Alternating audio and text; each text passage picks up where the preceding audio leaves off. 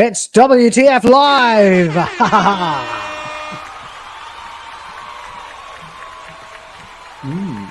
Yes, welcome back to Will of the Fans. My name's Will. See what I did there? Hope you're having a lovely, lovely day. I'm joined as always by my regular cohort, Ryan Roger Athe. Say hello, sir. Well, hello everyone. I hope you're all doing well, and hopefully you will enjoy today's show, hosted by Will. And thank goodness we have a guest, and a white man, no less, JohnTheWhite, our resident Warhammer expert. And hopefully you will all enjoy today's show.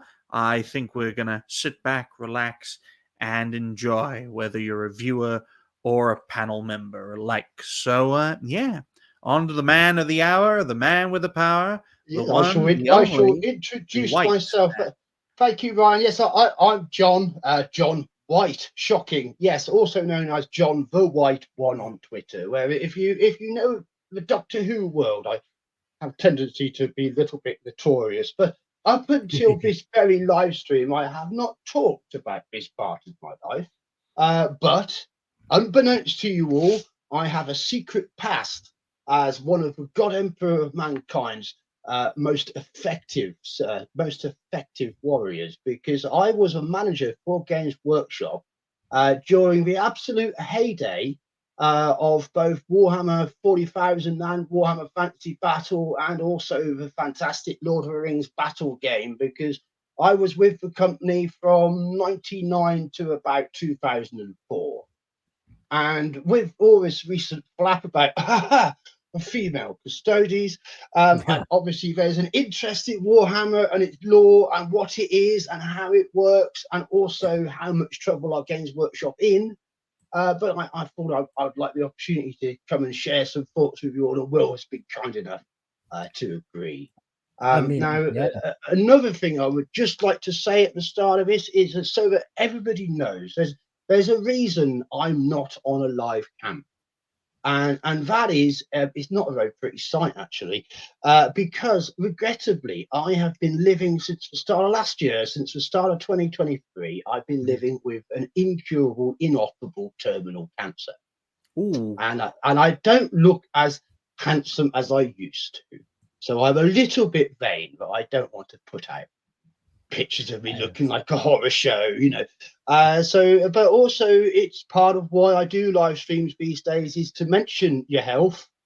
Yeah, and you know how important it is not to ignore things, and how important it is not to let them fob you off, because unfortunately those who know my story know that I was 16.5 stone at the start of 2022, and I was 10 1/4 stone at the end of it. And I had to fight with doctors all through that year before they finally recognised this giant tumour killing me. And of course, by then it was a bit late. And they gave me 3 months. And here I still am 16 months later. So, you know, you must never give up hope. You must always keep fighting. And what keeps me going is the things that I love. And this is where we come somewhat full circle, because after I left Games Workshop, like many ex-staff, I stepped out of the hobby, and I ultimately got rid of my model collection at the time and so forth. I kept up with Black Library because, you know, we all love the lore. But when I got that diagnosis, the old urge came again. I threw myself back into the hobby with a passion. So I'm now on my 5th army since last summer. Because the one thing Games Workshop trained me to do was to get armies made and painted. So all you wimps hanging around worried about your colour schemes, bosh, get on with it.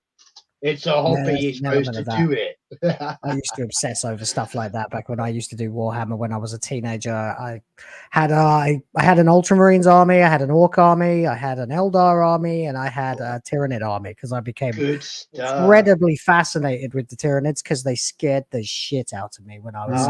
I've done 3,000 points in NID, so I've a Behemoth scheme, red and black, because you know it's fast and it's very effective. It looks really good. So they're really looking. And arms and legs are getting chewed off all over the place. We've got NIDs here, we've got Space Marines, Imperial Guard, Chaos, and Orcs. Lovely. Yeah, I mean, very much they are the core of 40k. They've always were the core Cool. Yeah, of course. I mean, and they changed it, didn't they? Because I had the 90s edition of 40K with the Blood Angels on the cover, and the orcs. That you got a box of orcs and Gretchens and Space Marines in the box. A huge amount of stuff. You got a huge amount of stuff. It was like you've given me a 20 picture. orcs, 40 Gretchen. Yeah, I did, but that's what you got in the second. This was early 1990s. That's what I've got. I've still got this somewhere. This was the first time Warhammer was sold as a big game in a box. The first edition was a rulebook only. The second edition went all out for a game in the box with separate rulebooks and all the bits of cards and everything else. It was a fantastic product. It even gave you, as you can see, a cardboard orc dreadnought to make I remember that. Save up for the metal one. Yeah, that really worked too, because it made me angry that I didn't have the real one, and I really let me zoom in a bit. I really wanted it. Some cool shit you could have, kids. Give Games Workshop more money. Yeah, but it was very much more. Let's see if I can find a picture of one. I mean, the two things I found from doing the hobby again last year was firstly the magical world of 3D printing. Yeah, I've actually, that's one of the things I've wanted to ask somebody for a very long time now is how 3D printing, there's your Orc Dreadnought, how 3D printing has affected, the hobby. Is it allowed? Are you allowed to create your own stuff? Is it accepted? Is it canon? Like, what's the situation? Well, those are deliberately great questions because it would depend for a start on whose tournament you went to. Right. And whether it was one run by Games Workshop or not. But even at Games Workshop's own tournament, they kind of go, well, if you make your own 3D parts to convert your models back. So even there, it's not hard and fast rule anymore. So the thing with 3D printing is it requires a few things. The first it requires is to break out that mentality that if it ain't Games Workshop, it ain't proper. Yeah, because that's what a lot of people do have. If you don't pay twice as much or even 10 times as much for something completely comfortable, you're doing it wrong somehow. That's a bit of a mental prison. The second is that from what I've found with 3D printers are much like paper printers. In that if you're looking at the costs and the setup of it all, it looks pretty straightforward. I'll buy a Canon printer, I could print but no, because you find out the printing only lasts for 25 pages and then you've got to buy more of them. So it's for consumables. So I think the reason 3D printing hasn't taken over everywhere is it's still got too much, which is a bit of a pain in the ass. Yeah. And it's fine as long as it's going well. But when it's not going well, you've got all the problems. Whether they're technical problems or because you haven't jiggled the file around, which means that you might have to spend a lot of time getting the files right to print right. So my conclusion was rather than invest in 3D printing myself, I invested in 3D printers and I gave different people on eBay a job as a sample until I could see who was actually making a decent go of it. And then those are the people that I got more 3D printing from. So I took a kind of approach to it like that because I just don't want all that hassle myself with dealing with my all this. I just want something cool to make it paint.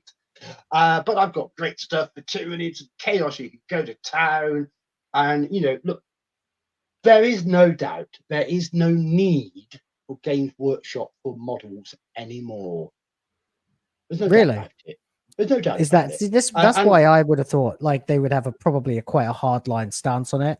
Like they would say that's not official. You can't use that because obviously they do if it's too obvious. But I mean, just today I was watching a video about a guy who got an entire army into White Dwarf. A big army into White Dwarf, and the whole thing was recast. Ooh, meaning, and ouch, yes. So it's really it's not that you can look at 3D printing and go, well, that's not as good as Games Workshop. Mm-hmm. I mean, the one thing you can say about hard plastic injection molding is that you do get a consistent quality. Yeah. So do you know what you buy for the price? I mean, obviously, it's like when you used to see, for example, NES games, and they're all got their official licensed Nintendo cartridges, and then you'd see some weird game like I think Angry Video Game Nerds covered quite a lot of these over the years, where the cartridge is a completely different model type and the game is unlicensed, and half the time it breaks and it doesn't work. So there is something to be said for the official article. It's always like I said, I'm much more of a video gamer. Well, as I mentioned, it's the file itself. How well is the file handled? How well is the print handled? How well is the machine set up? You could have the same file and get very different results. So somebody with the experience, somebody who's got that sort of passion for mucking about the technical problems, which I don't. You know, I took the sort of approach of I'll pay someone to print what I want. You know, and I think that's put at a pretty happy medium, because I'm still saving a lot of money. Well, I personally think we're in the Warhammer 40K universe. We're just in a proto version of it. So of course the West is the Imperium of Man. The Orcs are Africa. The Tyranids are a group of people that I can't talk about because I'll get cancelled. The God Emperor has already provided for you, because there is a canon connection between our time zone and the 40th millennium, which was a game called Chainsaw Warrior, which was a play-it-yourself board game, which is notoriously difficult.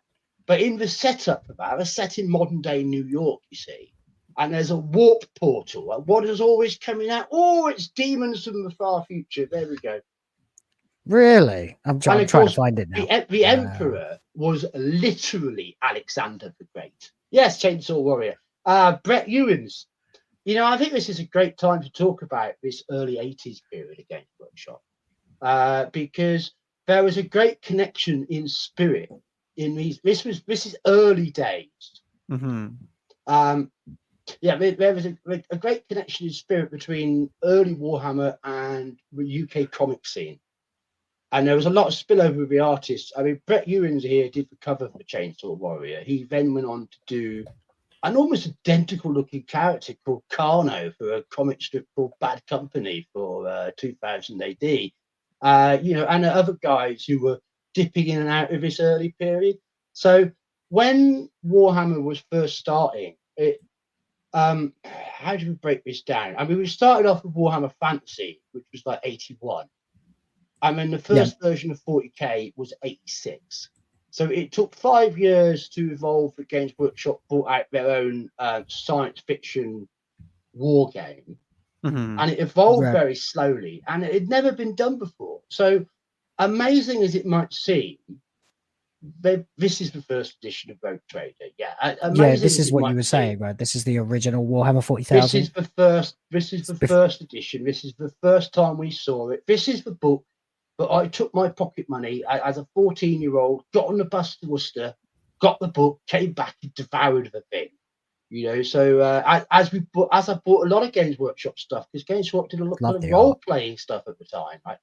They reprinted games like Call of Cthulhu, and of course they have the licensed Dungeons and Dragons. But that slowly went away, and Warhammer became bigger.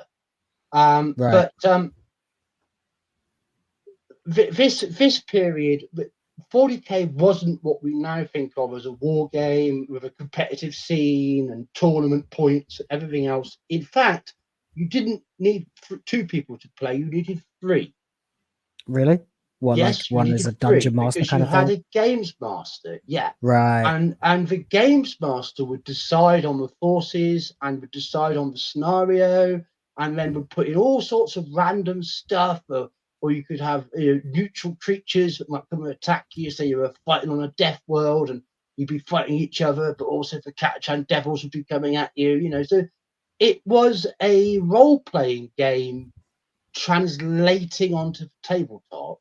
It wasn't a tabletop war game yet, and that's not really how you see the original team.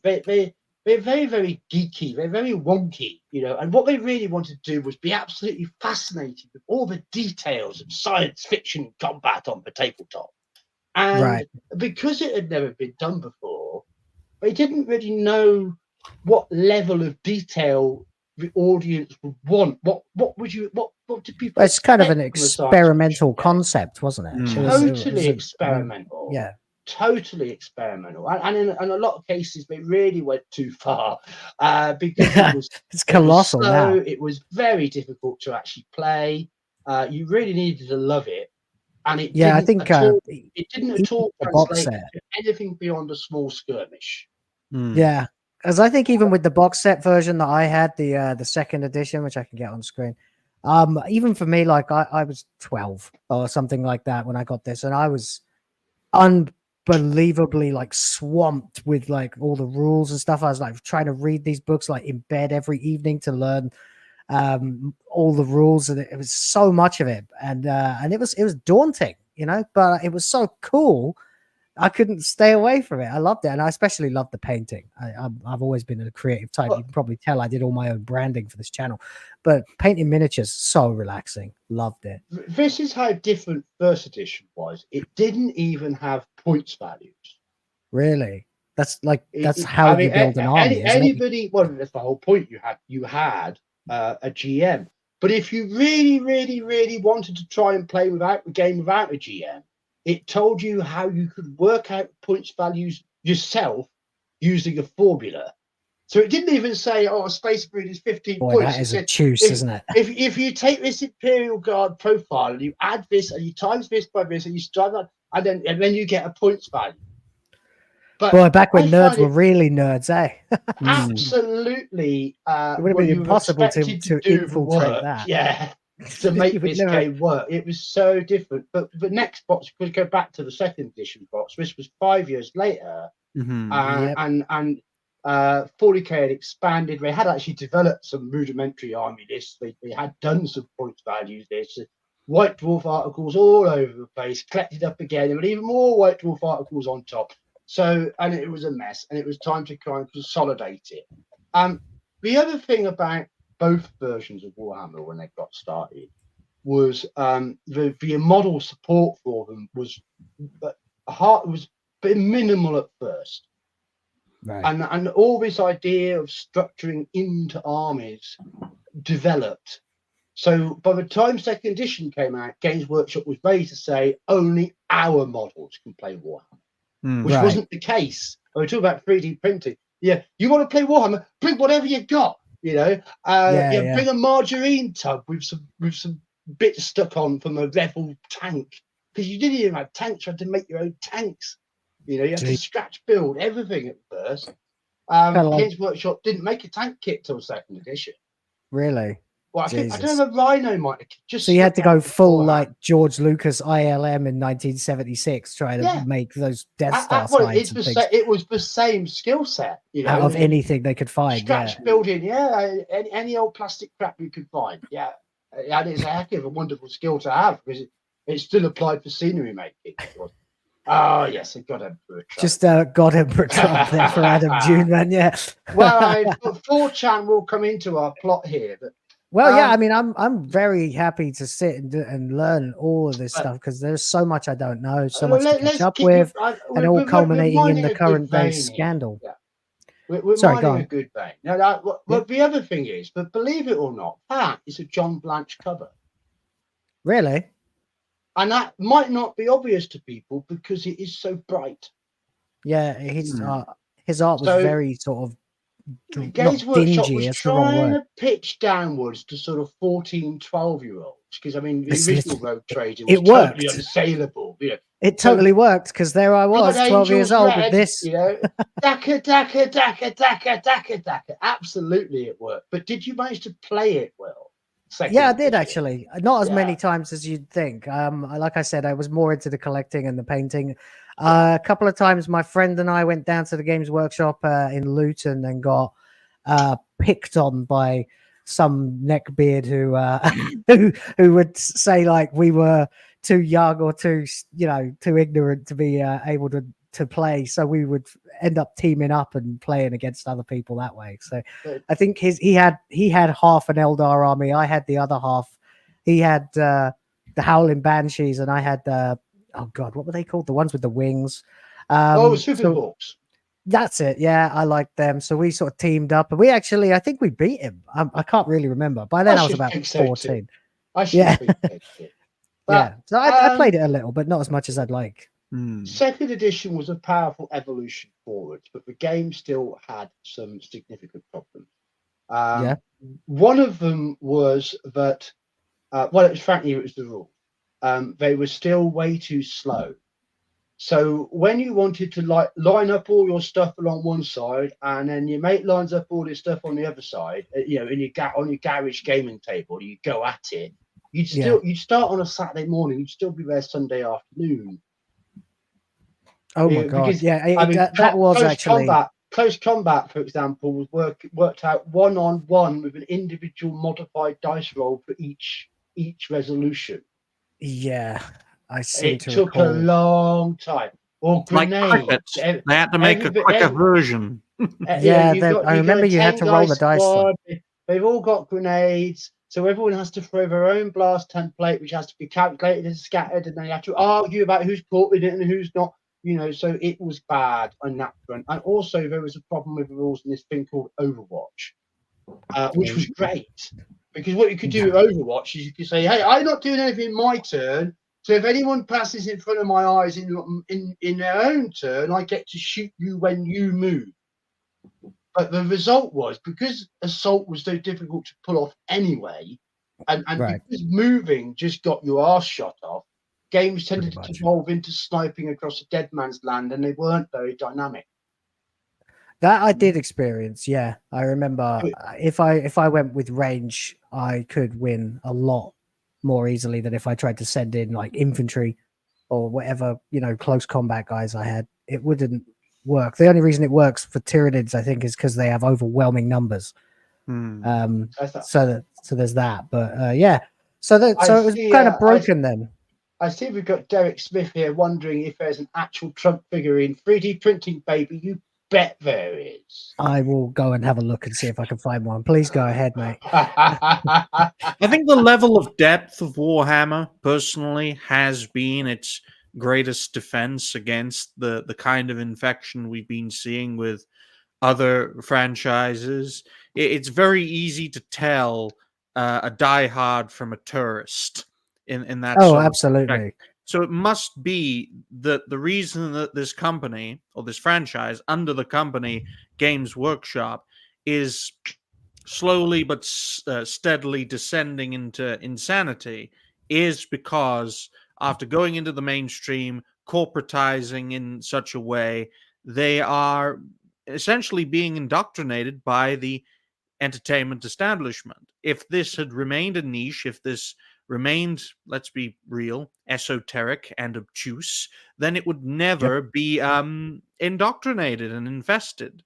Yeah, and we all know kind of when it did get diluted was in the 2020 during the lockdown with the BlackRock investment and stuff. But I'm sure we're going to get to that. We're going to get in depth into that. But I would like us to talk about, we've talked about first and second. I'd like us to talk about third edition, because third edition is the golden age game. This is 40K, the current. When it became the godlike game that it is today. Because even throughout first and second, Warhammer Fantasy was bigger.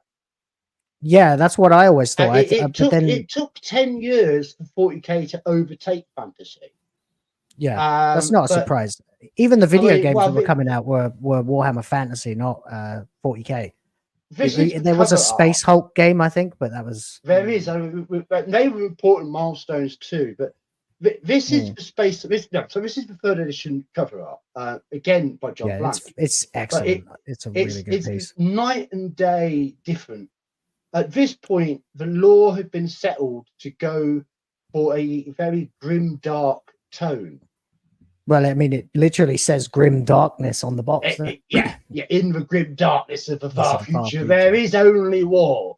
And the more you read about it, the more bleak it gets. The Templar warrior aesthetic being set as the template for Space Marines from this point forward, and really this was the birth of modern 40K in terms of the lore. The Horus Heresy was all established and set by this point, because that sort of lore was developed through the second edition codexes.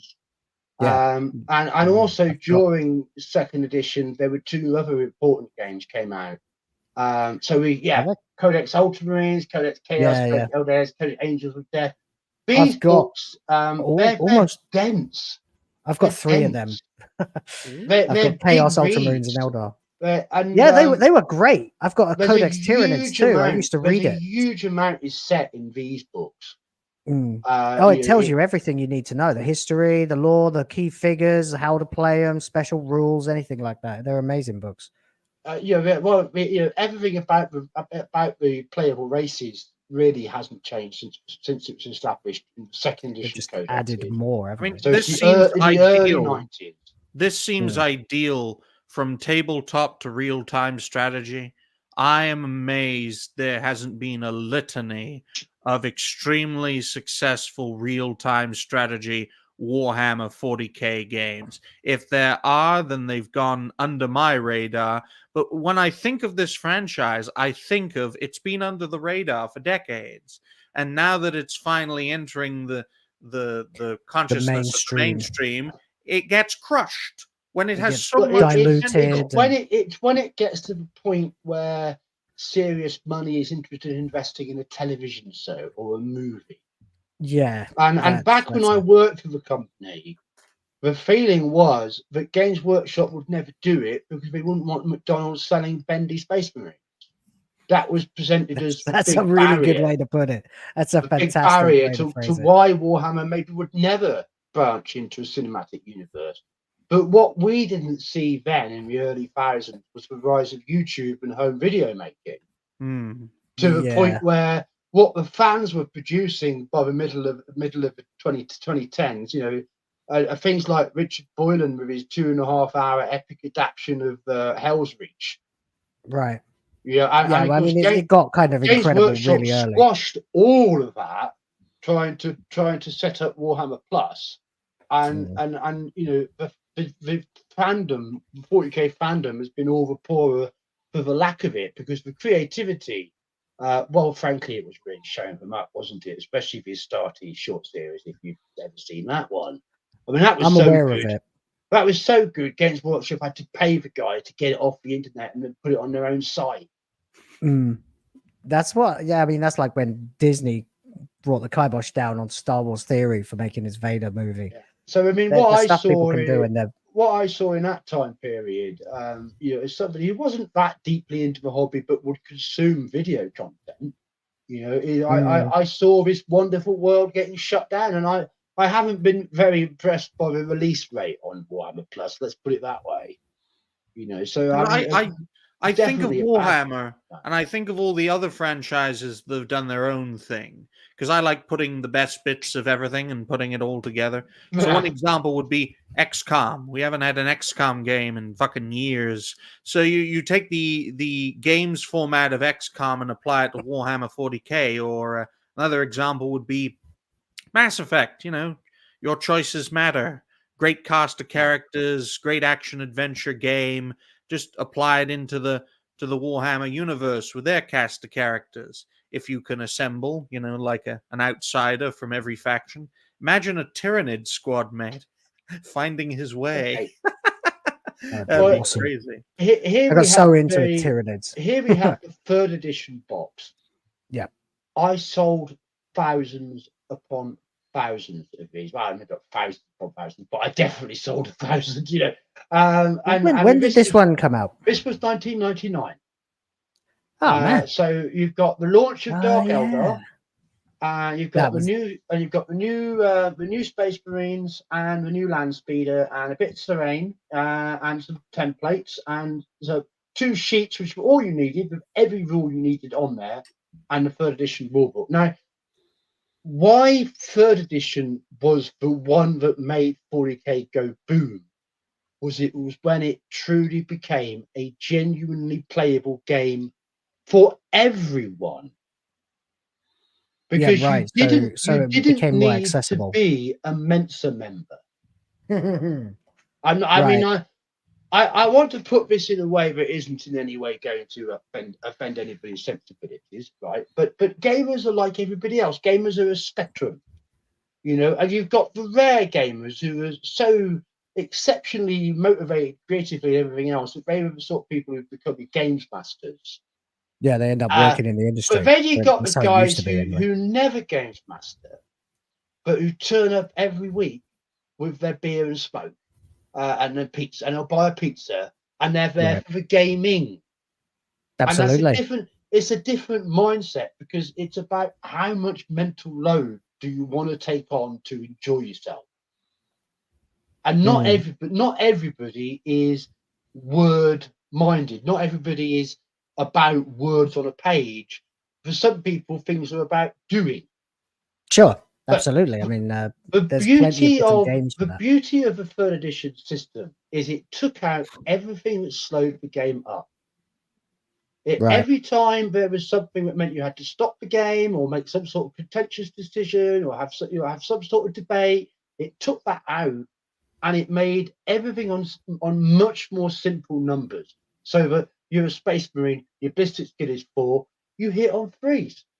You don't have to go, oh no, it's long range, and oh, I'm at a high elevation, and look at it's So foggy. You know, simpler. you hit on 3s. You know, and you know, strength 4 bolt gun versus toughness 3 guardsman, you wound on 3s. So once you know what your gun is, once you know what your gun does, you don't have to look at the rules again, because you know I've got a bolter and I'm shooting guardsman, it's a 3. And on that basis, you then go, oh, 10 dice, bosh, next. And then the games became really fast. And especially when you had people like me who would run the game for you, we could get big games done fast. And, because that was the thing, wasn't it? It was such a time buckets of dice. Yeah, buckets of dice. It's for combat phase. Oh, bring your 100 dice, You're making me really want to play some Warhammer now. Of course I am. I'm stuff is good at making people want to play Warhammer. It's your job. Yeah. Very good. Well, it was my calling for 5 years. It really was like a higher calling. But you see, we believed passionately in Warhammer as a hobby for everyone. And this I do want to talk about, because of course Games Workshop at the start of Blackrock Vanguard in insertion put out this statement: Games Workshop is for everybody, unless you're right wing, in which case go away. It's like everything else. It's for everybody. It's diverse, unless you don't agree that it should be, in which case you're a racist. Get out. Yeah. But when it came to gaming in the store, and this is what's so different these days, because we were on a mission to make Warhammer a genuine working class hobby. Yeah, I can see that. Games Workshop, it was a little pricey, days, but yeah, is on a mission to make Warhammer into a money-paying world sport. Right. Yeah. And the two ambitions are very, very different. Because one automatically implies exclusivity to some. Games Workshop is very jealous of Dota. I'm really? not entirely sure why, but I mean, well, Blizzard were originally involved with Games Workshop because StarCraft was going to be a Warhammer license. Oh. And then that all kind of went a bit screwy. So you know, Tyrannies became Zerg, and Space Marines became Terrans, and I don't know what Protoss was supposed to be, but they turned into something else. And there was that kind of relationship. But then Dota sprang from a mod, didn't it, for Warcraft? Yeah, it was 3. A World of Warcraft mod, wasn't it? Or Warcraft 3 mod. And Defense of the Ancients. The characters that Blizzard had made for StarCraft ended up part of Dota, and I think Games Workshop always felt that should have been them. Yeah, and that hadn't made created the entire genre of games. The MOBA genre was created by Dota. Talk about a missed opportunity.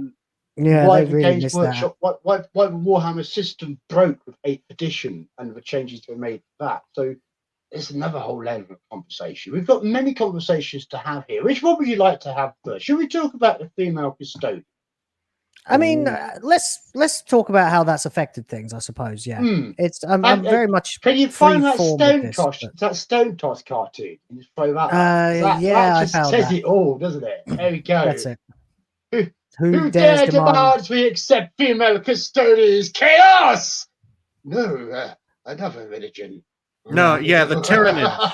The tyrannids of real life, ladies and Yeah, gentlemen. the tyrannids of real life. Yeah. That's basically what they are. Yeah. They just What can you sweep say? into everything and Stone pervert Toss it. does not miss. No. Yeah, It's just true. perfect. I mean, we're not the It's just first the people perfect by any example. stretch to be saying that modern woke Marxists are a religion. It absolutely has all the signs of a cult. Like, you must say the right thing. You can only say this. You cannot go against the dogma of modern diversity, equity, inclusivity, and all that bollocks. But which bollocks in the chat, by the way, folks. So it is a religion.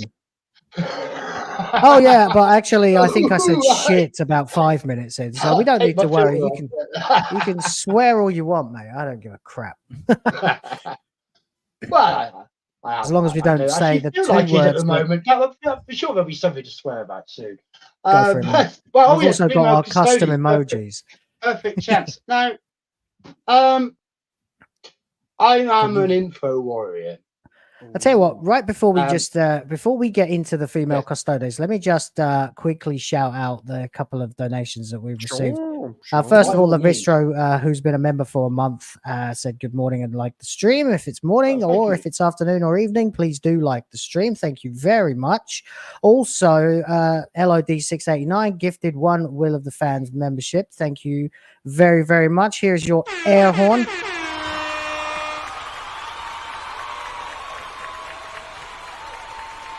And then Lavistro popped back in to donate another 5 Will of the Fans memberships. Thank you very, very, very, very, very, very much.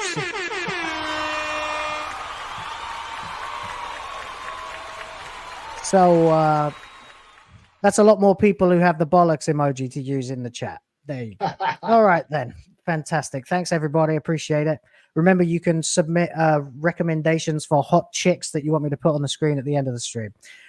Okay, John, would you like to carry on then? Take us through how this happened. Let's get this straight right at the top. Everybody who's got a problem with female custodies is right. Right. Yeah, because it's against the law, as I understand. They're supposed to be only male. There's no arguing about it. Like they never, ever, ever, ever, ever, ever, ever existed until that morning. Right. There's tons of law about it, isn't there? Like only the most genetically superior men. And said, female custodies have always existed, and then started mass blocking people for objecting, including lifelong female gamers. Exactly. Yeah. I think was insanity. Well, that's what always happens. Purely on a corporate marketing point of view, why are you doing that? But I mean, it was an absolute nonsense, wasn't it? But where I might diverge is in how people have perhaps leaned into leaks through 4chan. Because I know a lot about leaks through 4chan. You see, look, I'm an info warrior. I mean, when I was doing other things when I stopped playing Games Workshop games. So I did little things like Brexit and Trump and stuff. You know, I mean, I know how this stuff works. Right. Oh, we've all learned that the hard way, I think. Yeah. We talk about culture war. Oh, we're going to unleash culture war on Games Workshop because they created female custodians, or have they? We'll come to that some more in a moment. But culture war is info war, and in info war we use info weapons.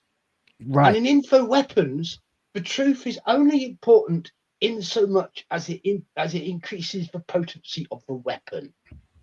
Rumor, but will harm your foe, will do just as well.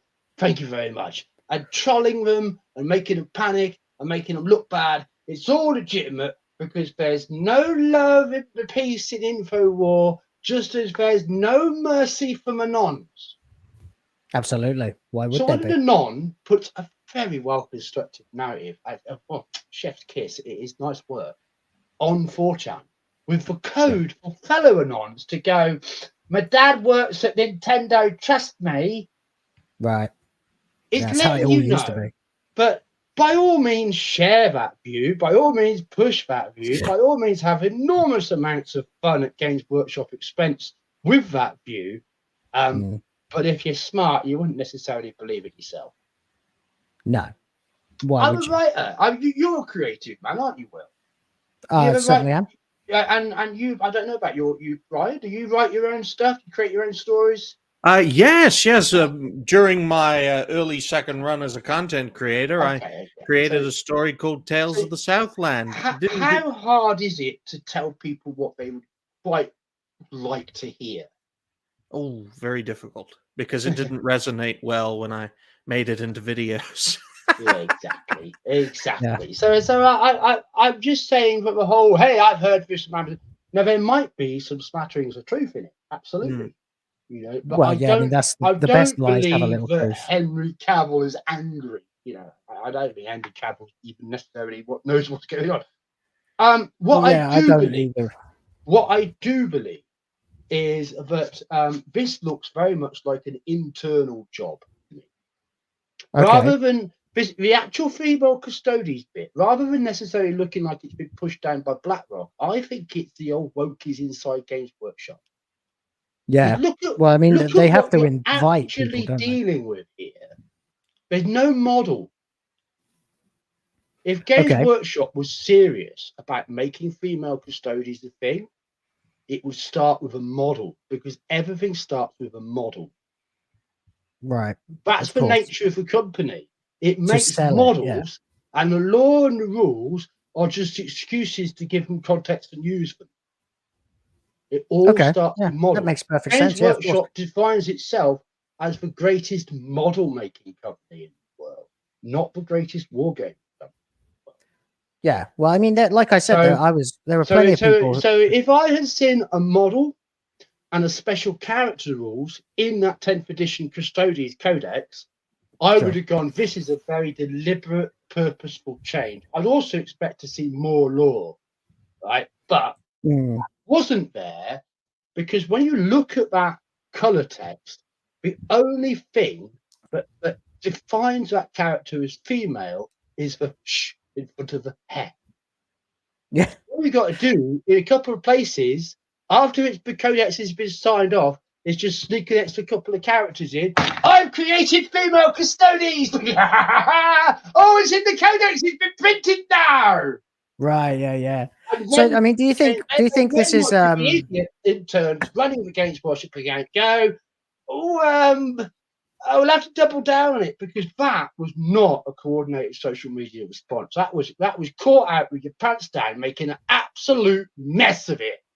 Yeah, because I thought that there would be more to it than that. Like they would include, obviously a model would have emerged, but it seems almost like they're just paying lip service to the agenda. It's totally derisory. It's absolutely contemptibly derisory. You know, but we've been through this in Doctor Who. You know, it starts off with a little mention that maybe I was a woman once. Then you get the master changes into a woman. Then you get random Time Lord bloke changes into a woman. You know what's coming next. Oh, we all saw that coming a mile off. My friend was so sure would never change the Doctor into a woman, and I said, Don't count your chickens, man. Everybody else, every other significant Time Lord that's still in the show has become a woman now. It's only a matter of time until it's the Doctor. But there is a clique within Games Workshop fandom and within the company itself. There is a clique who somehow feels that female Space Marines need to happen as a statement to show their allyship to the cause. Of course, that's it. That's all it is. It's because it's a financially driven. Creating female custodies is a very good way to create a wedge to push for female Space Marines from the back door. Of course, yeah. So everybody should see it for what it is. But in terms of the BlackRock side of it, BlackRock / Vanguard, and what's this other European group which are also just as bad, which is just as involved? I can't remember the name off the top of my head, but it was actually I don't know. I can't think now. They've got over 0.25%. Have got over a quarter control. They've got a share more than a quarter of a share, which is a lot. Yeah, BlackRock and Vanguard were able to buy something like 10%. Was it of Games Workshop? It's more than that. It's a bit more than that, but it's a good chunk. Yeah, it's a good chunk. It's a significant amount. It doesn't sound like it, but when you think about it, it actually is for one entity or two entities combined to own that significant a portion of a massive national company. then yeah, it's a significant thing. And everything else that BlackRock and Vanguard touch immediately starts focusing hyper aggressively on ESG scores, DEI bollocks, and it's to the degradation of everything that was once good about it. I always thought that Games Workshop would never happen because it was so obtuse. There was such a barrier to entry, so much you needed to understand about the law and the rules to be able to play it. Do you think that making it simpler and more accessible was like why they've been able to do this now? No, I don't really think so, because I don't necessarily agree the rules now are simpler or more accessible. In fact, I'd say they're not. You know, right, because this is real irony. Games Workshop are really bad at game systems. Well, I mean, but yeah, it was a little bit bad at game systems since BlackRock and the Co got involved, because it all around 2015 to 2017 is when Games Workshop started to really crack down on anyone else's use of their IP. Right. And you see, one of the things they did was they scrapped Warhammer Fantasy Battle on its 8th edition.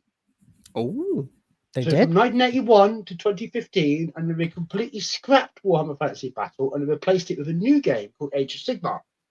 And the reason they did that was because they found out that they cannot copyright Orc. They cannot copyright Elf. They cannot copyright Dwarf. But they can copyright Ossegrat Bone Rippers or whatever absolute bullshit Age of Sigmar name they come up with things, because I don't even want to try and pronounce some of that crap they've devised. But it's all about getting things set, set with copyrights that they could enforce, and that was BlackRock. I mean, did the 40K too. And then all the Space Marines changed, and you had brand new Primaris Marines, and then everything Primaris Marines was different. It had different rules, it had different names. I mean, what is an intercessor? I don't even know what intercessor means, but apparently Space Marines are intercessors, not tactical squads. So there was all an interloping processor. That's an intercessor. It's an intervening presence. That's all. It doesn't really. Let's get it on screen.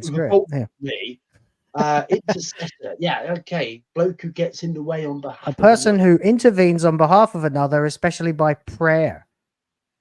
Well, okay. Each bolt shell is a prayer to the Emperor, so that's fair enough. But fair enough.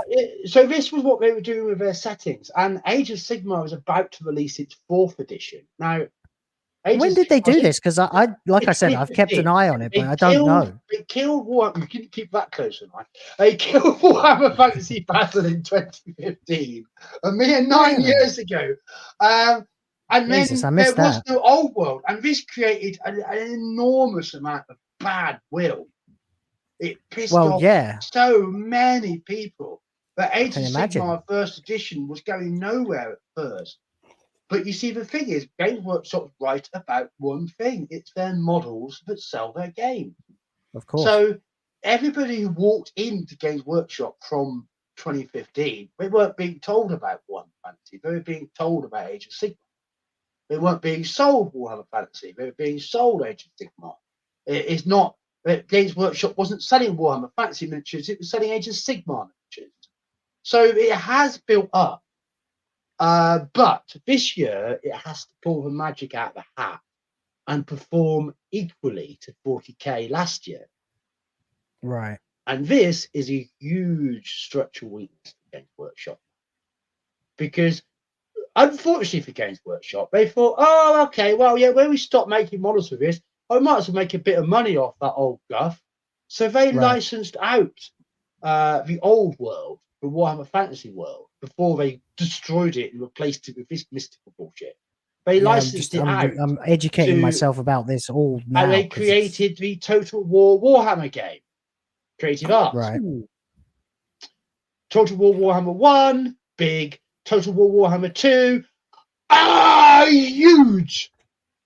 Oh, absolutely right. Yeah, the huge. video games, of course. Yeah, I remember that. Then, but I want to buy the, but we don't make them anymore. You do look like dicks, don't you, Games Workshop? Dear, what a and then they mess. promised early 2021 that they would bring the old world back. which they did at the start of this year with the release of a specialist game, Warhammer: The Old World. God damn, I'm having to research so much all the time while we're doing this, but this is interesting. So this is, I think this is why most companies don't license anything off anymore. It's because someone they license it to could make it better than they do themselves. So maybe that's why you don't see mass licensing. Well, there were two problems. Franchises. Yeah, there were two big problems that arose last year with the Games Workshop digital pie. Yeah, because of course more and more of those profits are coming from the digital realm. And Total War Warhammer was such a massive series, but last year Creative Assembly managed to create a complete revolution against themselves because they provided an update for Total War Warhammer 3, which was like half content but 30% more price. And the community went absolutely tit, and the playership of the game just collapsed. Yeah. That stung a lot. And then there was also an Age of Sigmar game, which was a AAA release title.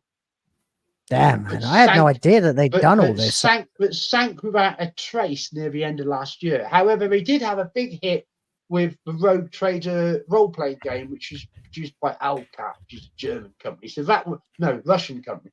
I mean, what is going on with fantasy now? Then is what's canon? What's the official Warhammer fantasy game now? Is it Age of Sigmar? In terms of what they now sell, the Warhammer: The Old World exists again. So Games Workshop again have a toe in the fantasy.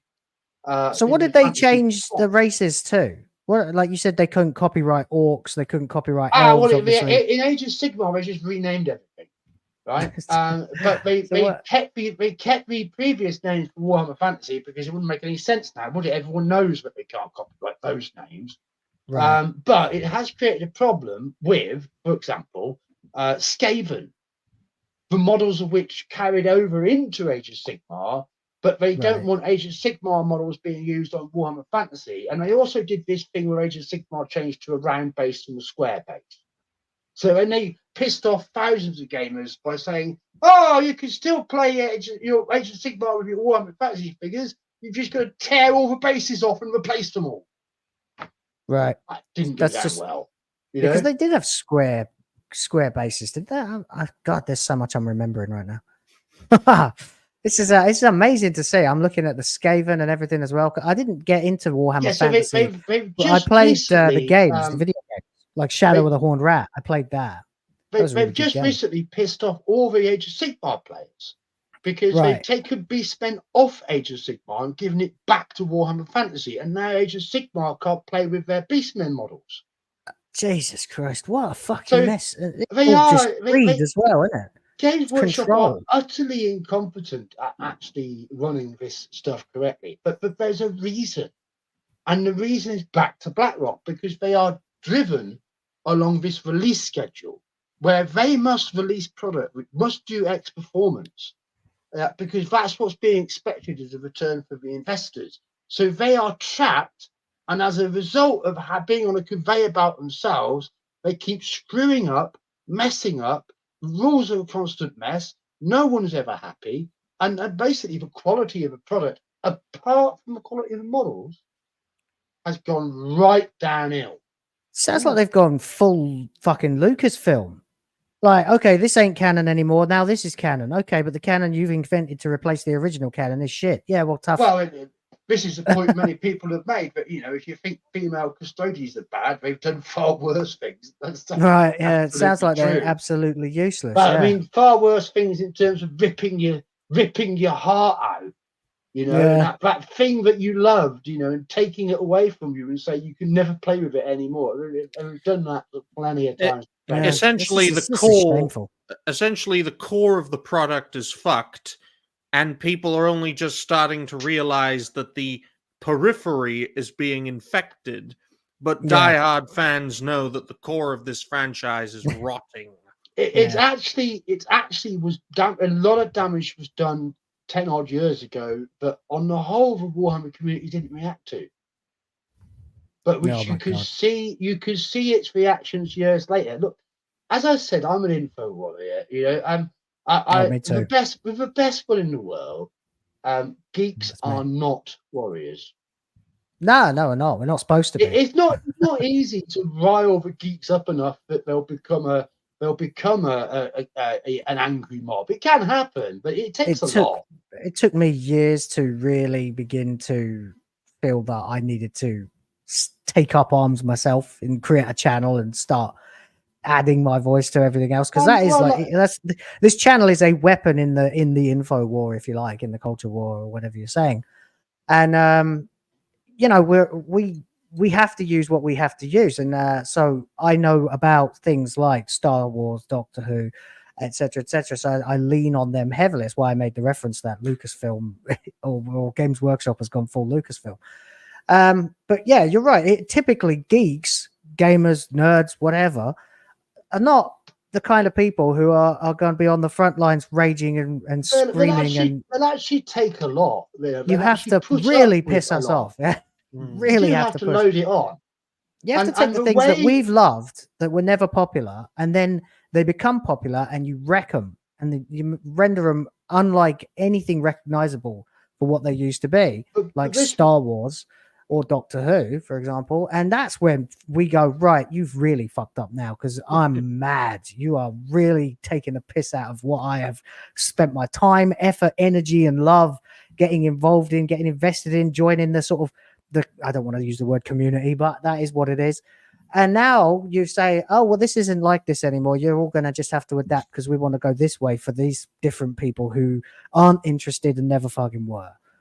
Well, if we look at the games that Games Workshop currently sell and where they stand on the wokeness scale, like Age of Sigmar is woke. Yeah, it is. It's been woke from the start. You know, so because it's been a completely different slate. So I mean, talk about female custodies. The analogy there would be the Stormcast, which are kind of like Space Marines. The idea is they're the better than average at everything faction, and they've been reforged by Sigmar into Eternal Warriors. You know, so you might as well call them custodies, and they're 50-50 mixed men and women, but they've been established that way from the beginning. So that isn't the issue. But if you looked at Age of Sigmar as a new setting, as a relatively new setting, you could go, yeah, this is woke, this is diversity all over the place, you know. Jesus. They still sell the Lord of the Rings strategy battle game with the same because I knew that happened, but I didn't know, like, a completely uncontroversial game that never makes any waves, which is a shame because it remains the same solid game it was 20 years ago. Then you've got the current version of Necromunda, the current Blood Bowl's unchanged. Blood Bowl they still pump out. Necromunda's unchanged. You see, the problem with 40k is it's very hard to woke a universe that sucks for everybody. Yes, of course. You know, absolutely. How do you go? I'll have a social justice narrative around equal rights on Terra. Because there are so many factions within that universe that, I dare say every single faction, not just some of them, that are deeply evil, that with no redeeming qualities to any of them. Fact, but from the 1980s, you know, Games Workshop has been the home of Slanesh. I mean, how do you justify this? Well, that's Nurgle greatest. Nurgle, of course, isn't it? I thought it was Alyssa McCante. There's Lost in the Dam. There's another one called Slaves to Darkness. I'll talk about these books in a moment because they are also go for it, hugely influential in the law. This is all the stuff that you sent me, so I'm eager to hear more. Since the 80s, Games Workshop has been the home of the god of trans is evil. Okay. Because Slanesh is all about a mix between the sexes, neither male nor female. And the demonic corruption of that.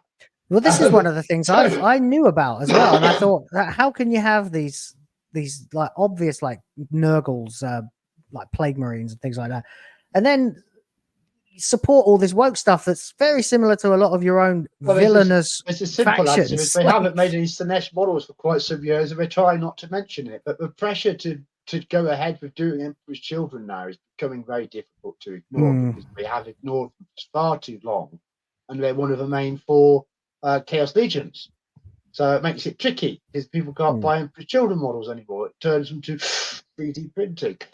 So that's not good for Games Workshop because, of course, problems with no longer making models or not being able to supply models they claim that they make. These have been terrible since the pandemic. Supply problems, gouging problems. The scammers on eBay. I mean, Games Workshop's found so many ways to piss off its customers. It's untrue. It's kind of astonishing, actually, isn't it? I mean, like I said, the only company I can think of that's managed to piss off its own customers as much as that is Lucasfilm. That's the only one I can think of. Let's talk about these two books. Realms of Chaos.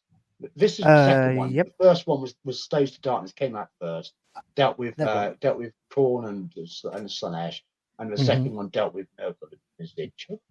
Sure. So this was during the first edition of 40K and the third edition of Warhammer Fantasy. And this was actually one supplement to rule them all because it covered the entire of using chaos in all Games Workshop game systems. So and 40K and fantasy and everything. Yes, absolutely. And the lavish level of depth and love in these books is absolutely insane. Oh, we're also role playing because they were used for one fantasy role play as well. So you get these books and they would sort out chaos for you in all Games Workshop games. That's cool because they are connected, of course, aren't they? It's the same. Also means same gods and the same everything. The lore in these books became absolutely, utterly fundamental. Now,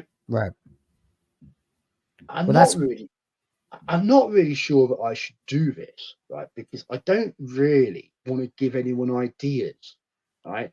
But if you want to know how, if somebody wanted to bring in female custodies and they wanted to give them advice properly, and they wanted to connect it to the lore, there is a really sound way to do it. Well, that's my dilemma, Will.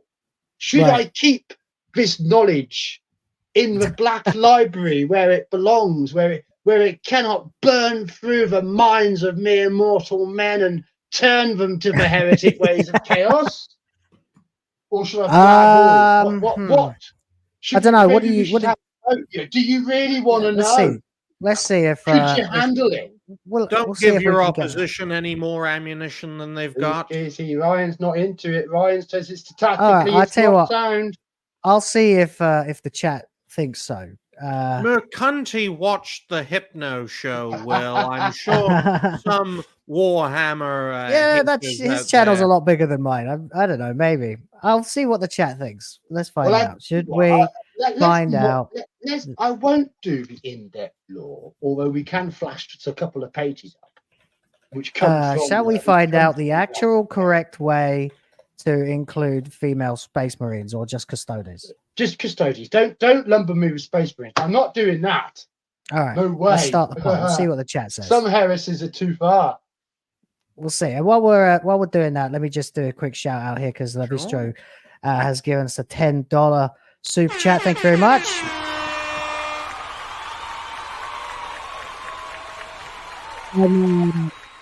It's an interesting aside because I think you will want to answer this, John.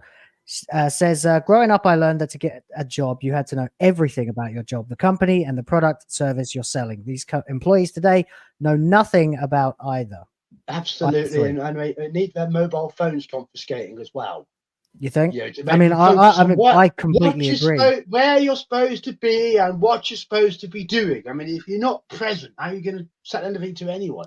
But this is the thing with Games Workshop shops, is they're no longer shops. Okay. I mean, it's absolutely crazy, really, just how much of an uninviting dead space the Games Workshop store is these days. It used to be the opposite. I mean, it used to be almost oppressive how much they came up and spoke to you. Big games being put on, showcasing the hobby for people, being generous with our time and resources to build the hobby. None of this happens anymore. The only thing that happens in the Games Workshop store these days is a intro game. And we only have one member of staff for a Saturday. Okay. And the idea is it's like a little box showcase. So that it's like one of the little indie shops. If you come in off the street and you know nothing about nothing, you can have an introductory experience and be and maybe be sold a starter set. That's the only thing the shop's trying to do. They don't provide any community. They don't want you to spend time in them. They're not a place that you should want to be, because the Games passion's Workshop's chasing this idea that everyone should get this pristine thing every time someone new comes in. They don't care about the established hobbyists. They care about grabbing the next one. That's literally the chase for the illusory modern audience that's taken down everything from Doctor Who, Star Trek, Star Wars, everything. So it's just the same old shit. The only reason to go into a Games Workshop store is if you're hell-bent on paying full price for Games Workshop product and can't be bothered to order online. Right. Yeah, of course, because online would have made a massive difference to that. We didn't even have eBay or Amazon or anything like that when I was doing Warhammer 40K as a team. Well, I mean, I've bought all of my Games Workshop stuff that I've bought since last summer. I've bought it at least 20% discount. Right. Because why wouldn't I? So I mean, yeah, because I would have said in the days when I remember, obviously, we're talking about the late 90s and early 2000s here, when I would go to Games Workshop quite a lot. There was always a game going. There was always a debate happening, like a comic book shop. There was always some super fans having an argument about, I fucking don't know, Gazgul Fracker or something like that. And it was cool, you know, because you knew that people really loved what they were doing. And yeah, sometimes the salespeople would come up and be like, "Oh, hi guys," and I'd be a bit like, "Whoa, calm down." But I was only a kid, so I wasn't used to that kind of thing. But the people really wanted to talk to you about what you were into, what you liked most, what you felt, and it was a real sense of again, community. I hate the word, but hey, there you go. And so you're saying that just doesn't exist anymore? Let me tell you what it was like to be a gamer. And they knew what they were talking about, of course, as well. To Levistro's point, they were steeped in their job. You know. Go ahead. For first up, my rule number one was I deliberately tried not to sell to people. Okay. This might I like that. This might sound strange. I used to do that when I worked in Blockbuster Video. If you look behind you at the picture of my shop there, above the cabinet in the centre there, there's 3 battle forces. They would have been the most. They would have been the most army boxes. They would have been the most expensive things in the shop. Right. So I could go, oh, here's your army box, here's your rule box, here's your paint sets, here's your paints, here's your brushes, here's your clippers, here's your glue, 400 quid, fuck off. And that's exactly what would have happened. Because when you sold somebody that much Warhammer in one go, the chances of them getting something out of it were actually pretty low. Yeah, I completely believe that. Yeah, you need someone who knows what they're talking about. And I was an advocate for make it, paint it, come back in, get the next thing. Yeah, of course. And that way, you never had a pile of shame. Right. Because you were buying the thing that you were motivated to do. You motivated yourself to do it. Then you got the next thing. And nothing powered people on to keep spending 20, 40 quid a week after week after week. And you tell me what's worth more, £400 never see you again, or 20 to 40 quid a week ongoing. Well, absolutely, of course. Yeah. I mean, so that was how I built my businesses. And every single one of my stores always significantly increased like on the year before. I can see that. I mean, I did the same thing actually. Every single customer, nobody got ripped off, nobody got pressured, everybody got helped. And if you were into the hobby, you were welcome to be in the store. Now, in terms of Warhammer for everyone and the gaming, didn't give a crap what your politics were. Didn't give a crap what your color was. Didn't give a crap what your age was. Didn't give a crap what your sex was.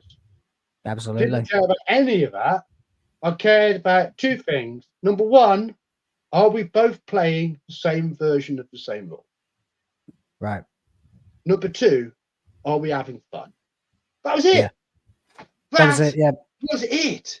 I had a But very it's similar somebody- attitude to that when I But worked in a Blockbuster Video. I used to be told all the time I had to upsell the 4 for £10 weekend deal. You got to come in, you got to set all the new films, got to hard sell them, you got to upsell them, and it would work fair enough, but you didn't get regular customers. When I started, because I was a film student as well, when I started telling people, no, fuck that, all the new movies that have just come out are terrible. Rent this one from World Cinema instead. Rent Old Boy or rent freaking something by Akira Kurosawa. They'd come back. They'd come back 3 days later and say, what else is good? And then that way, I ultimately ended up renting out way more movies to the same people who came back every weekend. There was a very important extra ingredient here, though, Will. Yeah, go on. Because when you were in the shop, especially the adults on the veterans nights, which we ran 2 of, Tuesdays and Thursdays, we were open till 10 o'clock, so grown-ups could play. If you start talking about politics, stop. If you start talking about religion, stop. Not in the shop. Rules. Go to the pub. No, don't do it in the pub either. We don't want it there. Well, whatever. Well, not my problem outside my store.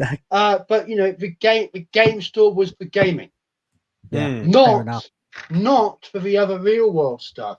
But that was vital to make it a space for everyone. Of course. I mean, at the time it was a Labour government, so it was Labour would be getting people shit, not the Tories. You know, well, they started if somebody was going to be going on, they'd be going on about Tony Blair and the war in Iraq or what it was. That's a bit. Oh my goodness, you really are showing your age, John. I'm afraid I am the age I am. I can't help it, Ryan. You know? Hey, Ryan doesn't see how relevant that still is because he's only 24.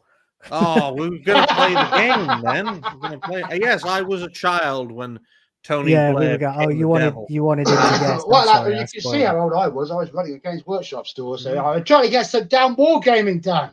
Yeah, right. But this non-selling approach, this genuinely welcoming approach, this not pushing your shit at people approach, and you know that was why Warhammer was so big. But what we wouldn't do, because I also did bigger things, because Peterborough was huge. I mean, this was the number 2 store in the country, second to Oxford Street and Warhammer World itself. I could have had Oxford Street. I said no, because I didn't want to go back to London. Yeah, screw London. So that's why I took Peterborough. And I'm very happy with it, because it's a beautiful shop. You could just do anything you wanted to with it. But the real advantage was it was an hour from Nottingham. And if you want to get anywhere in Games Workshop, it's all about proximity to the centre. That's where it was, Nottingham. Exactly. Okay. But there you go. I've lost it. I had a train of thought there. I was slightly discombobulated myself. Lost it somewhere. It might pop back. But where are we on these female custodians? Do you want to know? We've only got 20 votes at the moment, so people vote in the poll and let me know, because we are still on a complete 50-50 split. I think most people. I think perhaps I might come back another time with that if people actually want it. Yeah, because I don't want you to give people ideas for how they can. We shouldn't give Games Workshop ideas for how to unfuck their stuff. But the thing is, though, to fix it in a law way, you have to do it in a way that wouldn't make the feminists happy. Okay, right. That's usually. I can at least say that for it, but it would make sense within the law for why such a thing should even exist. Or any kind of sense, or possibly. Maybe that's a good point here. You know, Imperium be inclusive to G. Yeah, that's what it'd be like now. Point, the woke Imperium would be like, welcome Gene Stealers, welcome Xenos. Welcome. The wokies get quite upset about the Gene Stealer cult because they actually think it is aimed at them. It's been around since. Well, I mean, I don't think it's based. I don't think Gene is based on Marxism, but okay. It might be. I mean, there's certainly a hive mind. Box, haven't we? Didn't you have a picture for the Space Hulk box? Have we shown that? Oh, yeah. No, we haven't had that on screen yet. But I remember playing it, and I played the PlayStation game. That's what made me so obsessed with Tyranids, because they scared the fucking shit out of me, the Gene Stealers, when the way they were animated. They run up and stick a claw in your face. Space Hulk came out the year after 40K second edition. Yeah. And it basically ran away with it completely, you know, because it was an enormously popular game in a box. Yeah. Well, you, so you mapped out the insides of a wrecked spaceship, and you had to get a Terminator crew through without the Gene Stealers killing them all, right? well, you had these floor tiles, so you randomized the layout of the Space Hulk every game. Yeah. And then you had these blips, and a blip might be 1, 2, or 3 Gene Stealers. So yes, that was had to make it through the corridors and complete the mission, not knowing what the blips were in terms of how big a threat they were. Well, the Gene Stealers had infinite troops, so it was a race against time. And it was actually an unfair game in that it is actually set up that the Space Marines should not win. Well, that's what I thought. PlayStation get bloody difficult too. You had a really good game. You knew you were really, really good at Space Hulk if you could win as Space Marines in the basic version. But it wasn't supposed to be a 50-50 game. It was supposed to be, can you beat the odds? Can you beat the Gauntlet? Right. That tension. Of course, it is extremely tense. Yeah, the tabletop game. And then there was expansions for it as well. But in terms of what broke Games Workshop out into hugeness, Space Hulk was a massive part of it. And basically a proof of concept of this whole game in a box thing, which became the way they still do things today. The other big game that came out at this time was it was called Space Marine, but it's more properly Epic version 1, Epic 40,000 version 1. Have you got that pick as well, Will? Yeah, because I never got into Epic, but I thought it looked interesting. Look how much value you used to get in a Games Workshop box game. Look at it. Yeah, because you've got, instead of one soldier, you've got like 5 on a square tile. Isn't it? Yeah. This is 5. So you get tons and tons of tanks, and you have battles that are 10 times the size that they would be possible to have. Well, it is epic. Titans, of course. Yeah, Titans. Oh yeah. It looked great. I just didn't have the money for 2 hobbies, Oh no. Well, it wasn't cheap even at the time. I mean, that's the thing. We talk about Games Workshop prices, but for the most part, it isn't that it's overly expensive compared to what it used to be. It's more of a company's attitude to its customers. I mean, looking at those tanks, it looks more like style over substance. I can understand fighting orcs who don't really understand the concept of a tank, but god damn, it would be so easy to destroy one of those tracks. Yeah. Land Raiders were never a particularly practical design. I mean, there is there's always an aesthetic element. They fight an orc army, and then they realize after eating the tracks that, oh, these come off. Oh, we should attack them, and then their tanks don't work. But they are. Here's your Space Hulk that I remember from the 90s. And I was like, what the hell are these things? They're terrifying. They're an allegory for Africa. It's Europe. No, they're not. Africa. If anything, they're an allegory for communism. They are very good. The Tyranids particularly remind me of this, because I was watching, when this all happened, I thought, you know what, now's as good a time as any to get a little bit more into the lore again, because even though I've kept a sort of an idea of what's going on with Warhammer 40K, I hadn't really dived in for ages. So I was like listening to videos talking about the lore, and I was listening to one on the Tyranids, and everything that they said, I started thinking, Jesus, this does sound an awful lot like woke people. They just sort of blister into a situation or a galaxy that has or rather a system that has nothing to do with them, infect it, and eat it. Breed with it, merge with it, create it, recreate it in their image, and piss off to do it somewhere else. That's basically. Let's consider it like this: like when Games Workshop started out, it was a very, very small company with a very, very small market. Yeah, and it built itself up in a variety of ways. But once it got into the Warhammer era, and it moved away from selling other people's things, it started to sell its own. That first edition of 40K, and also third edition Warhammer Fantasy around the same time, and the Lost of Damp books, they all speak to Games Workshop being very strongly counter-cultural. Of course, it wasn't political. It wasn't taking a political line. But it was countercultural, and it was satirizing all of culture around it. So there are absolutely things in Warhammer, in 40k, in the setup and the lore of 40k, that completely rip the piss out of the far left. Yeah. Just as there are things I can that totally see that. completely rip the piss out of the far right, or religion, or any other absurdity that you can imagine, because Warhammer 40,000 started off as that absurdity writ large in a kind of comic book style. Yeah, it was a bit but pulpy, wasn't it? as it solidified, and as Games Workshop started to develop their own ideas about exactly what it was and what the armies were and why we were fighting and all of this, it started to become a setting. Okay. I mean, the aesthetic, the weapon systems. I mean, look at that gun. That gun looks so impractical, far from being reality based.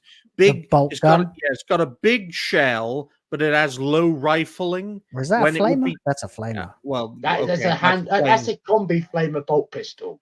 The point is, if you want, heavy firepower, it's not just the shell; it's also the rifling as well. So, in terms of this story, or series of stories, it is weird, it is wacky, it is countercultural. Because looking at that battle armor and that weapon system, it just screams impractical. It doesn't scream reality based. It screams. Have you seen the spaceships? You're getting raced. Well, I've got a giant stone cathedral. I'm going to shove down your face with a big cannon on it.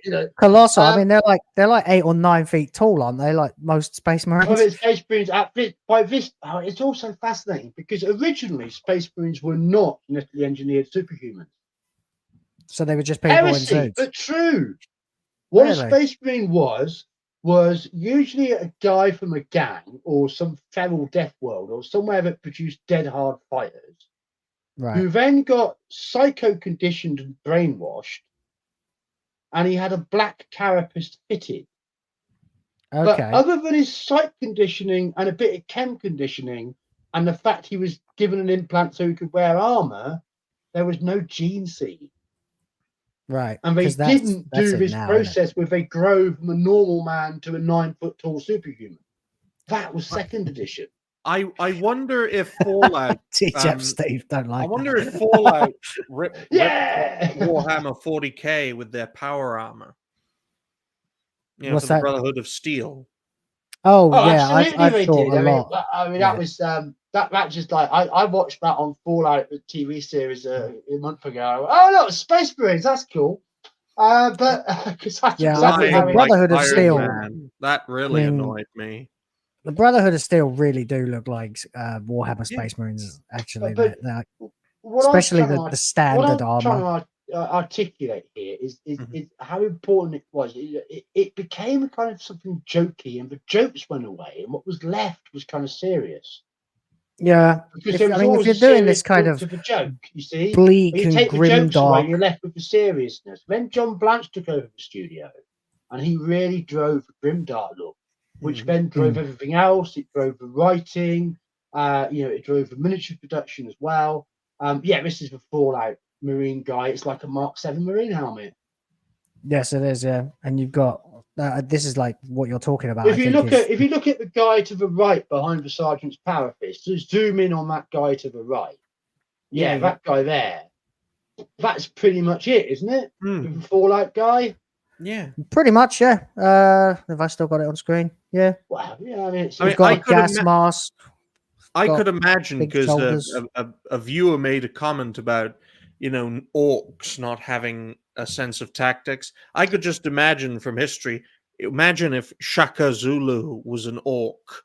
The only orc. You're the reason people make those videos where they say that orcs are black people, aren't they? Wow. You're the reason. Archer, it's your fucking fault. You're giving them ammo. The orcs start winning battles because their leader understands basic tactics and strategy. Yeah. I mean, the orcs in 40k definitely have tactical abilities, don't they? I mean, otherwise they wouldn't get very far at all. Do they have all those weapons because they stole them? That would be another funny thing. Well, I always thought it was amusing that your orc warrior had an axe in 40k. I always just thought that was quite amusing. Like it was a power axe or something, wasn't it? But they've got a great big bolt pistol and, It's an and a orc hand chopper. axe. That's it. Everything orc is kind of, they talk as a truncated black country. I know, so, yeah. Yeah, it's Wow, an orc and shooter. daka, It's an orc yes. chopper. Yeah, That's it. AH on the end, or just A on the ends of things. Look, they're inspired by the Black Country. John said it himself. Orcs are inspired by the Black Country. They Oh are my they're kind of biker aesthetic kind of thing. Well, the Scots were kind of topping into that too. Most folks outside the UK don't understand that reference. There's a part of the UK called the Black Country, but then I was going to say Africa. Well, Games Workshop was based in what we call the lead belt. Oh. Simply because that's where all the lead industry is. There's your various orc shooters. And then when the wargaming boom as well, it became known as the lead belt. But what? Intelligent mushrooms. Well, that is actually true. Wow, it's been a long time for me, so I don't know. Warhammer orcs are unique because they don't have dicks. Okay, are we talking space orcs or fantasy orcs? Both. Okay. Orcs do not sexually reproduce in a way that humans do. Orcs are spores. Orcs are fungi. Oh, right. So they're made out of fungi. So basically, the Last of Us and Warhammer. His body decays. It bursts into spores and spreads around. And then if you hang around long enough, you get more orcs. That's why once the planet is infested with orcs, you never get rid of the buggers. But the old ones, the original creators of Warhammer Universe, who created the first life in our galaxy, they used the orcs as their weapon of last resort in their war against the Necrons. So the idea of the orcs was that they were a completely irrepressible, unstoppable fighting force that could not be beaten because they naturally regenerated, rather like the Necrons themselves. And on that basis, the knowledge of their culture and their technology is hardwired into orcs at a genetic level.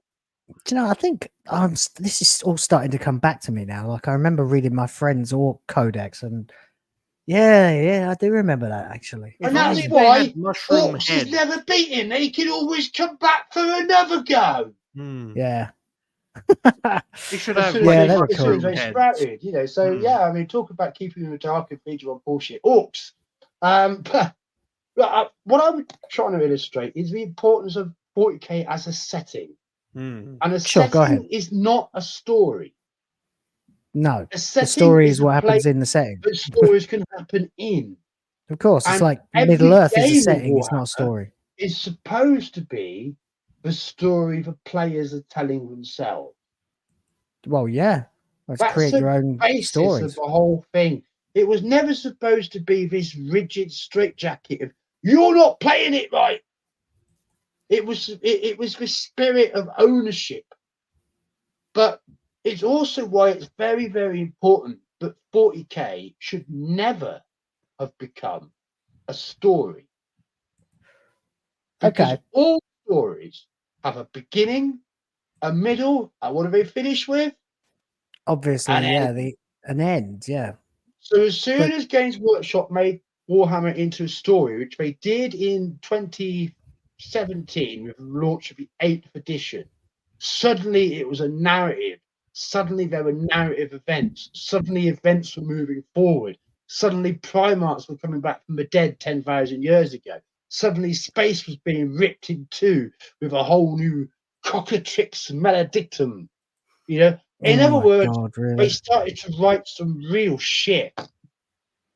Well, yeah, because then you're putting limitations on it, right? When I look at the lore that people talk about, when I look at the lore that people love, when I look at people talking about female custodes and how huge and monolithic Warhammer lore is, well, Warhammer fans are willingly ignoring already massive parts of it.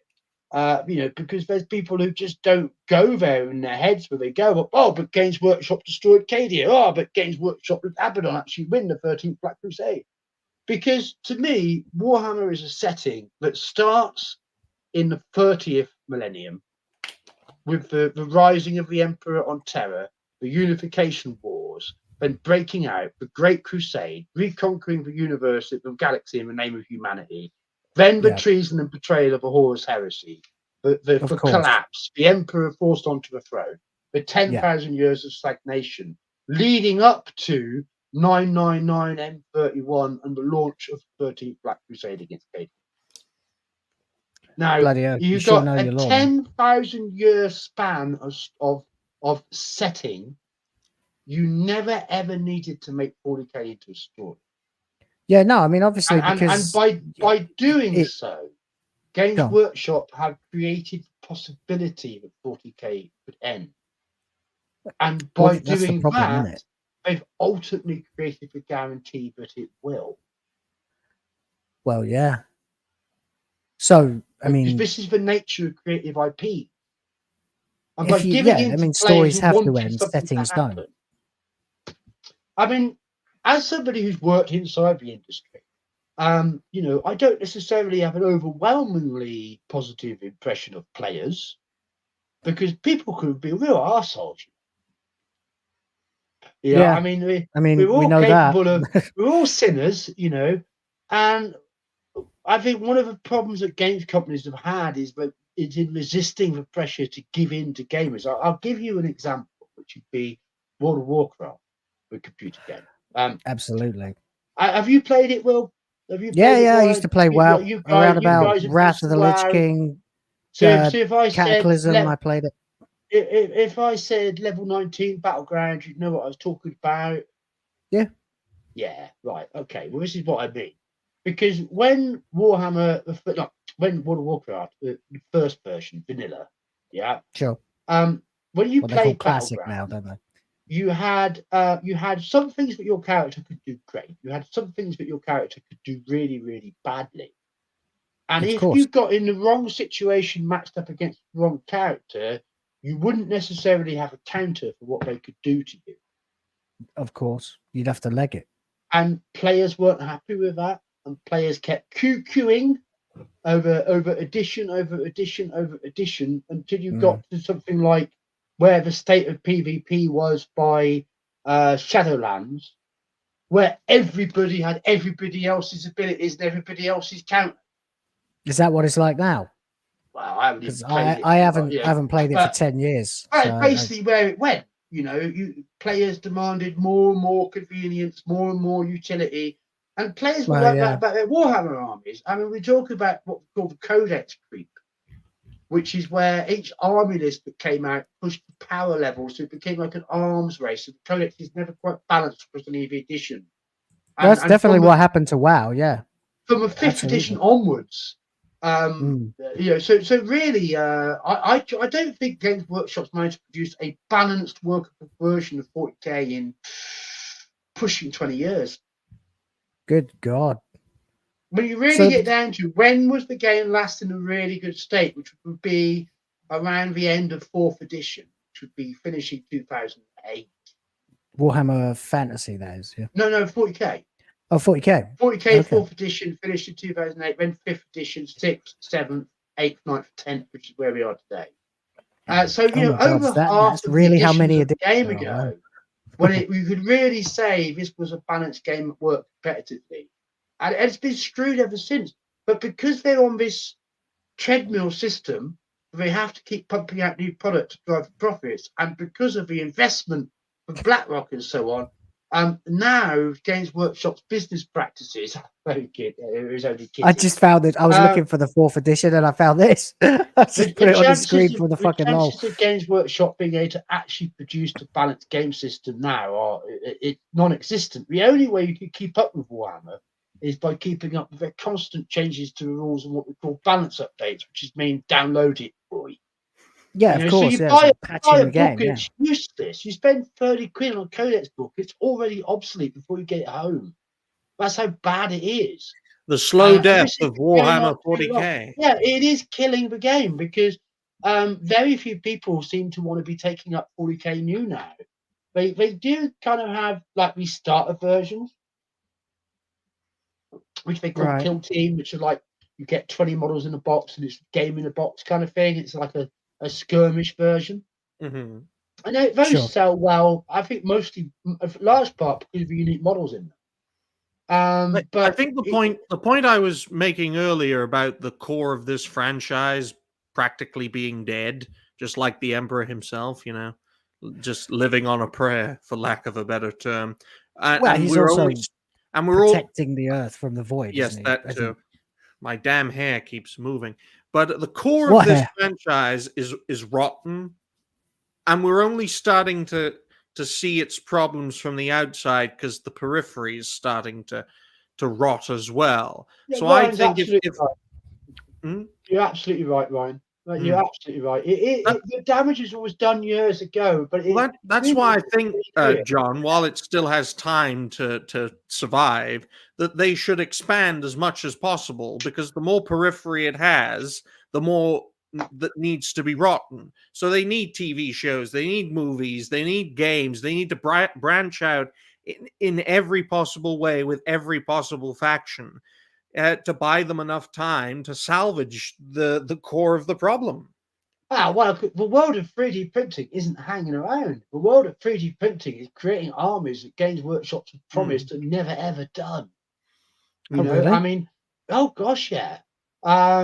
There's an outfit called One Page Rules that they release their own STL models to 3D print. And they've got a Space Lizardmen range that I'm just chomping for.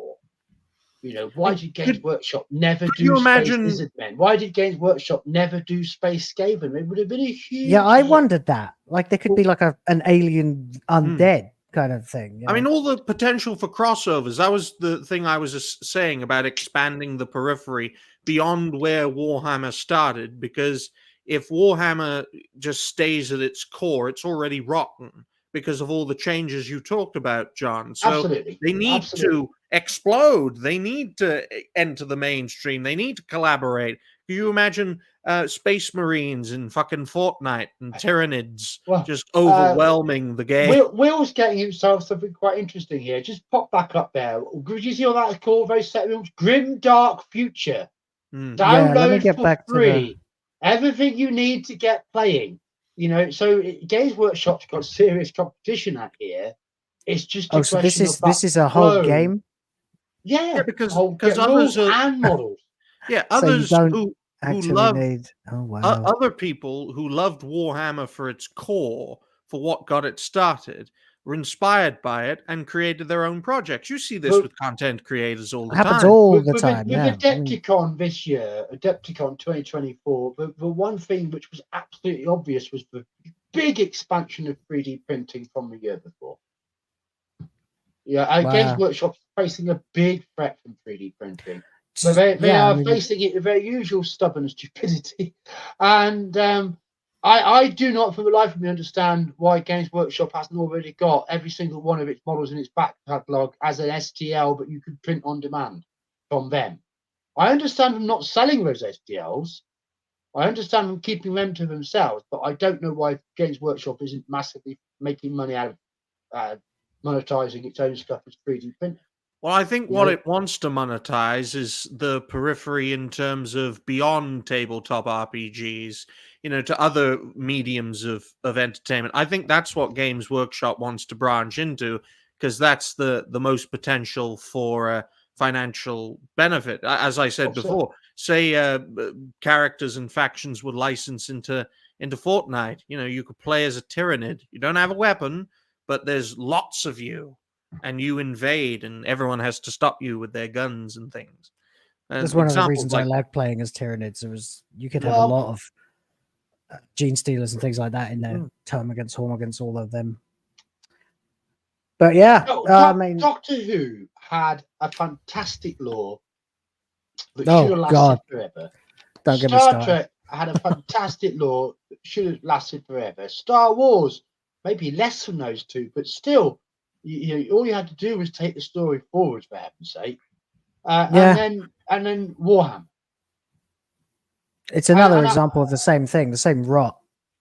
Warhammer has provided an oasis in the storm while it's been really raging in other places. Yeah. And it has been resistant to the worst wokeness because it's hard to inject woke into an environment where it makes woke itself look like a joke.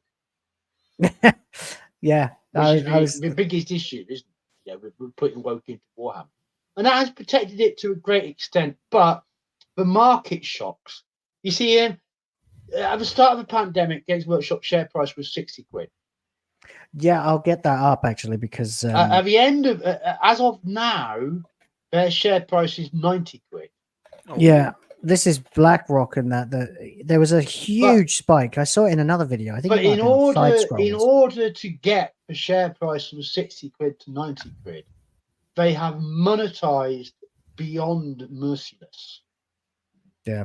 I mean, you think if you think anything else is expensive, you might as well snort gold as buy Warhammer. Yeah, that's true. It's fucking expensive. Yeah, that's crazy. What are we looking at here? But that's all over the of last this, 5 years, Will. so look at this. Look, I'm on 5 years. 2020 goes up, starts to dip down. Last year, Warhammer This is the interesting part for 40,000 me. edition. March 20th is the day that it hit like the lowest, which is this pandemic day. That's lockdown week. And then Bizarrely enough, yes. Yeah, but and then then you people got started to realise. Well, I suppose people were taking their money out of everything at first, and yeah. then they realised that Games Workshop was still going to be able to go, so we put money back in. You can see And that then- though with the vast majority of companies. I remember in the United Kingdom, last day the library was open, March the 23rd, 2020, and then after that, everything shut down. Absolutely everything beyond essential services. So Right, so if we look at these figures here, so we at the start of 2020, it starts to go up. That's Warhammer 40K 9th edition and Age of Sigmar 3rd edition. Okay. And then we get dip, and then all that hype dies down, and it starts to dip until we get to summer last year, and then that's Warhammer 40K 10th edition. I managed to bang it back up, and now we're kind of holding there. But now we've got Age of Sigmar 4th edition, and if Age of Sigmar 4th edition doesn't perform better than Age of Sigmar 3rd, this share price is going to collapse. Oh dear. So when exactly was the BlackRock investment? The BlackRock and Vanguard? I can't think. Before this chart. Before it's like go to Max, Will. Sure. From since it started. Jesus Christ. So there. Yeah, there. 2017. Yeah. There. That's when it apparently started to become crazy popular. And to be fair, this is what's that? June 30th, 2017. That's not long after I started living in the Philippines. And then I remember I didn't hear about Warhammer for ages. And then even from a huge chunk of that is digital. Yeah. A massive a spike in it, and it suddenly started popping up on all my YouTube algorithms and stuff like Warhammer videos, even though I had never watched anything about Warhammer in years and years and years, but it started to really break into the zeitgeist. I can't believe Games Workshop has been on the stock market for that fucking long.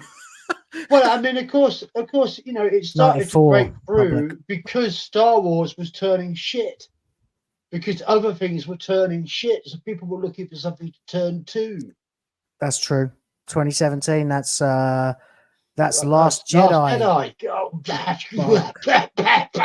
Jesus Christ! And actually, that's right before the spike. That's right before the really big spike. Yeah, what we on?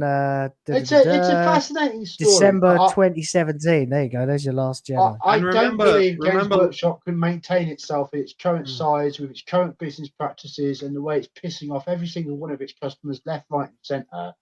I know that whales love to whale, by which I mean Games Workshop's business plan is relied a lot on adults who will just keep spending and spending and spending. Whales, yeah. Yeah, of course, yeah. Like because you're like not making a fortune out of 12-year-olds with this anymore. No, 12-year-olds are broke as a joke now. Worse than it was for me. So you know, this can only go down.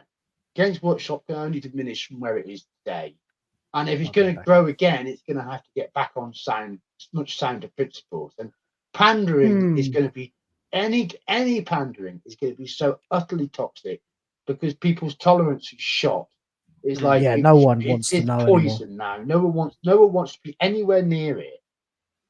I mean, it's not just that; it's everything nerdy and geeky. As soon as it opens the gate, as soon as the people who weren't there in the earlier days, in the formative years, if you will, as soon as those people get in, it's like they letting someone in your house and they just don't take off the shoes and they just tread mud all over your carpet. But I also think, in terms of a boycott of Games Workshop, I think it's not as simple as that. I think actually hurting Games Workshop's bottom line isn't as easy as just not buying a particular product.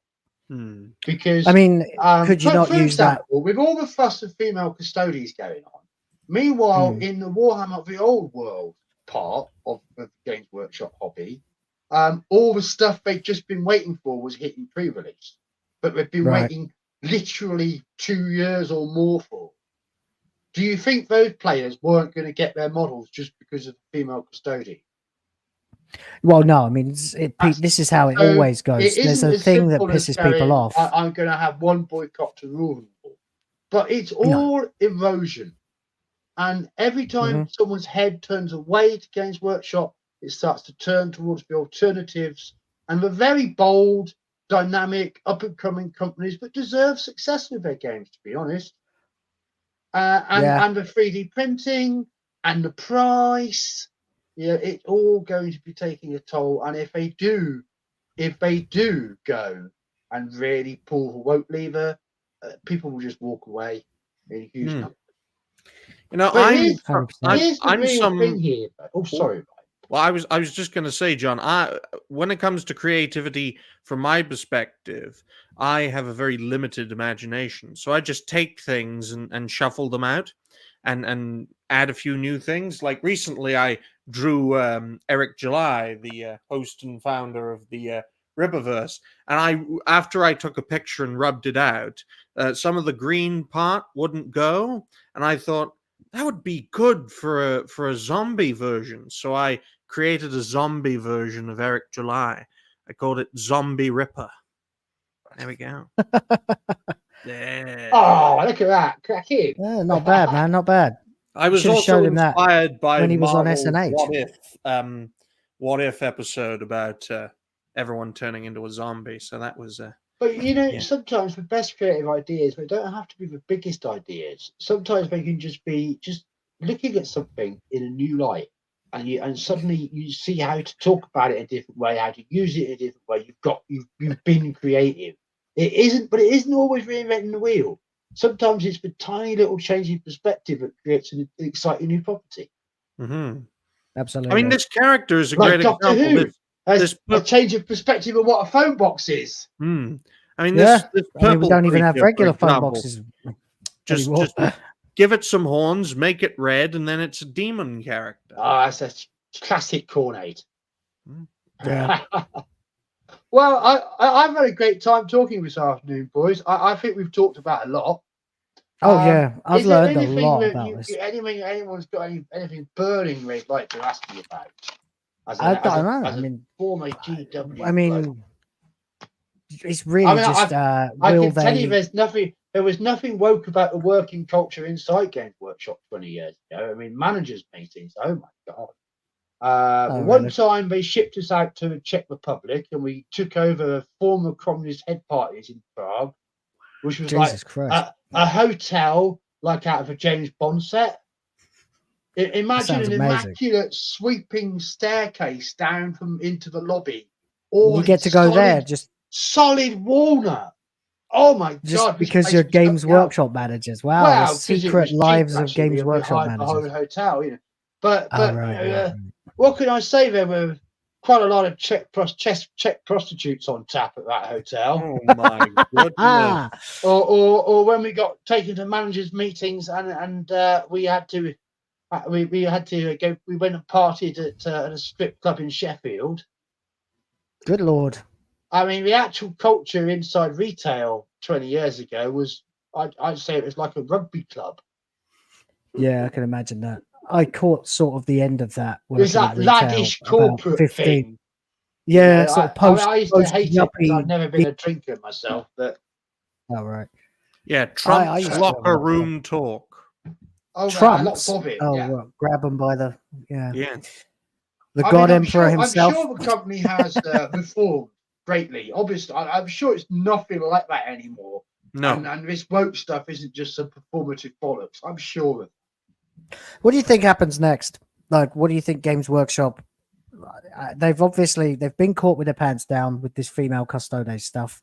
They've had all kinds of shit show backlash from their own audience. Do you think they start listening, or do you think they double down?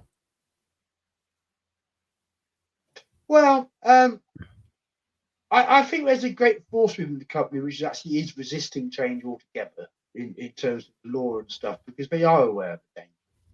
But it's hard when you're being pushed to make profits, and then you've got these investors and they're going, wow, if you made it more diverse, more people would buy it. It's hard to say no. So I think ultimately they're going to make the same mistakes as everybody else. Because as long as they're in that relationship where they need that black box money, they're vulnerable like everybody else. So they'll make a cock up. The bubble will pop. People will realise that the game's shit and the models can get better elsewhere, and you don't need them for rules anymore, and they'll take a tumble. I'm sure they could recover from a tumble. Well, I think the best way for them to delay the inevitable, John, to ensure that the bubble bursts at the latest opportunity, is to expand into all sorts of other forms of entertainment, whether it's live action, animation, television, in movies and games, and just expand across every single front, have collaborations with other games. I mentioned Fortnite just purely as an example, because there's so much material there for them to expand everywhere. Imagine Warhammer 40K invading everyone else like the fucking Tyranids invade the galaxy. I can imagine that, and you know, I would say to a large extent, as a Warhammer fan, I've dreamed of that because I want to see Warhammer succeed and be massive. Yeah, because the core of it is rotten. So all they have is the peripheral links to it. But Games Workshop no more deserves that success than the BBC deserves any success with Doctor Who. I think they'll be forced to do that as a sort of last chance saloon type scenario. These companies that do this shit, they have to fall, they have to lose, they have to see the stock price plummet and things like that before they can turn these things around. And if we don't, you know, show them actual consequences, then they won't. They'll continue to double down. They'll continue to get their stupid ESG money, and they'll continue to lie to the people, because that's what pissed me off the most about the female custodes. I mean, I'm, like I said, peripheral fan, not particularly invested anymore, but I felt the pain for the people who are really, really hopping mad about that, because it's not that they just changed something. It's the fact that they then totally lied to their customers about it. And every time we see a company that starts to treat its audience for granted, starts to take you for granted and assume that they can just feed you a line of shit and you'll just suck it up like a good little consumer. The next thing is backlash. Go on, mate. Nothing would bring about the day of doom more for Games Workshop than for people who love war games to increasingly look away from Games Workshop and look elsewhere. Like at this stuff. Because the more this people look elsewhere, exactly, the more they have a reason to look at Games Workshop. And you know what I found really interesting, when Warhammer Fantasy was cancelled, I mean, as I said, it got brought back at the beginning of this year. But there was one fan, one man, one mad lad who started something called the Warhammer Armies Project. And over 6 years, he not only wrote his own 9th edition of the game, which frankly is fantastic, he also wrote perfect army books, wonderful army books for every single army in Warhammer there ever has been, and all the ones which we dreamed of that Games Workshop never delivered, like Cathay and Arabe and Nippon. Right. So the 9th edition Warhammer Armies Project version of Warhammer was completely independent of Games Workshop, and it was completely free. It wouldn't be very difficult to achieve the same for 40k and to produce a fan version of 40k in the setting, not the narrative, set, basically the best of third and fourth edition put together, but completely end run Games Workshop and mean that you never have to buy rules off them again. Yeah, buy Conflict Nail 30K, ladies and gentlemen. Support Conflict Nail 30K. Yeah. But the point is that could happen if the fans of Warhammer wanted it to happen. But there's a lot of deprogramming. Yeah, that's the people problem. Have been very programmed as Games Workshop consumers. I'm not like that because I've always been value for money. Yeah, I know. That's stuff what that I have bought from Games Workshop in the past year. I've only bought at a decent discount, and I've only bought the things I think actually represent value. Otherwise, I've found alternatives elsewhere. Yeah, you do. The Empire of Woman takes on the Uritit. And one of the things I felt actually was really telling was this year Games Workshop released a new version of Epic, which was set in the Horus Heresy timeline to Warhammer 40K. It was called Legions Imperialis. Great system. Oh, yeah. I've got a copy of the rule book. It's lovely. Really nice version of Epic. Just no problem with the rules at all. But it didn't sell. That sucks. Well, it didn't sell for a very good reason. But for an epic scale game, the price of the models was utter lunacy. And yes, for some reason it's not loading. It says it's at the horusheresy.com. Epic as a game experience is not worth £1,000 a side just to play a 3,000 point game. Jesus, no.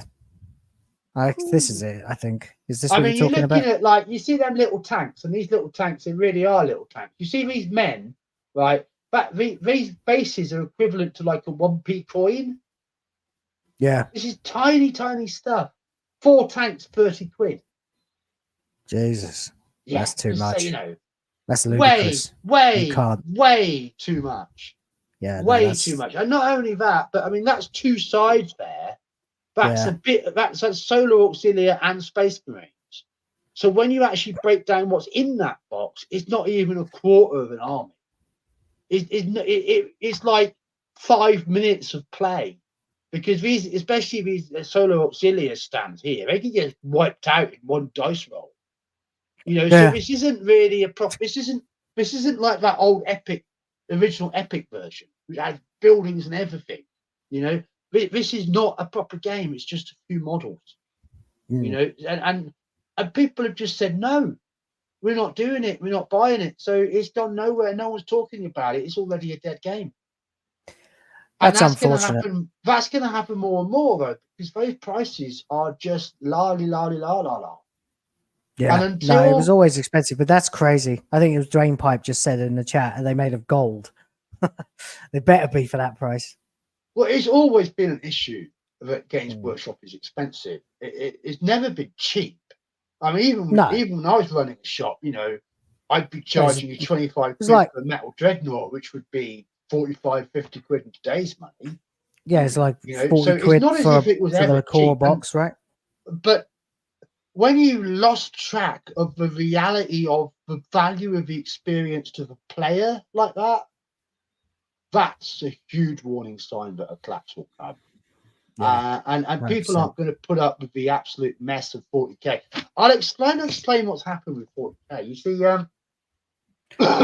basically, the 3rd edition system carried on and got updated from 1999 to 2017. It was one system that evolved.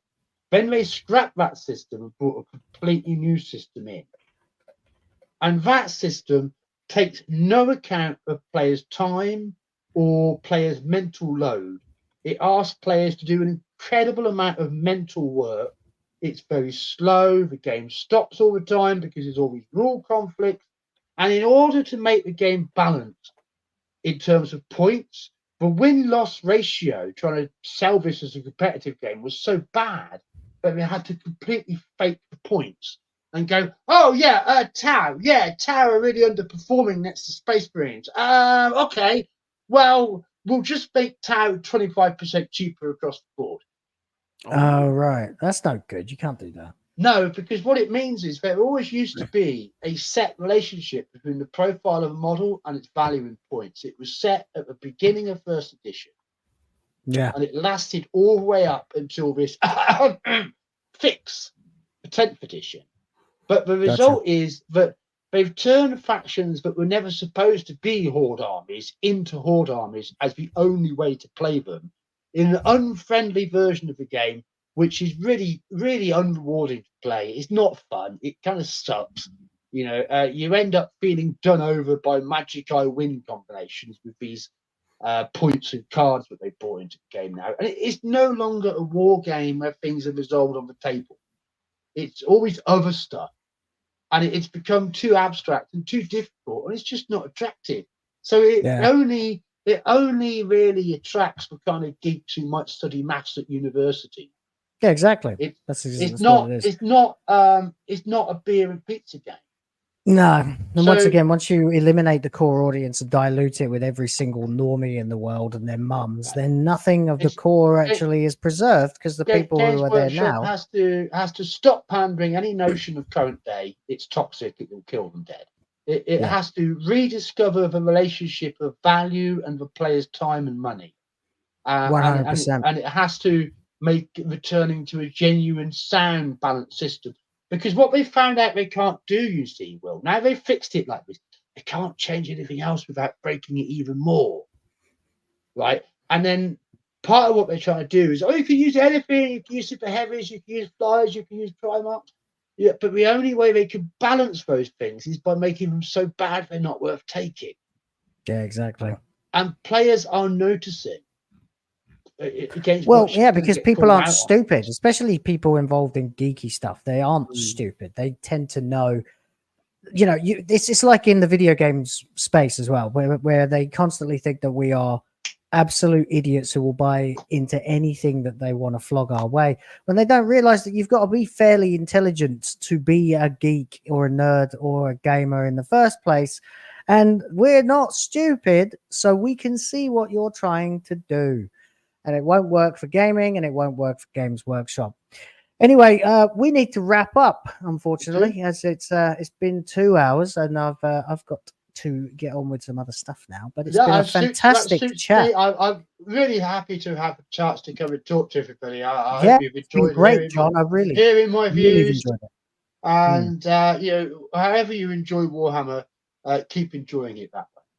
Yeah, absolutely. And there's no way I would have ever got the kind of quality lore, knowledge and insider info without someone like yourself coming and let me know about that poll if you really do want to know how.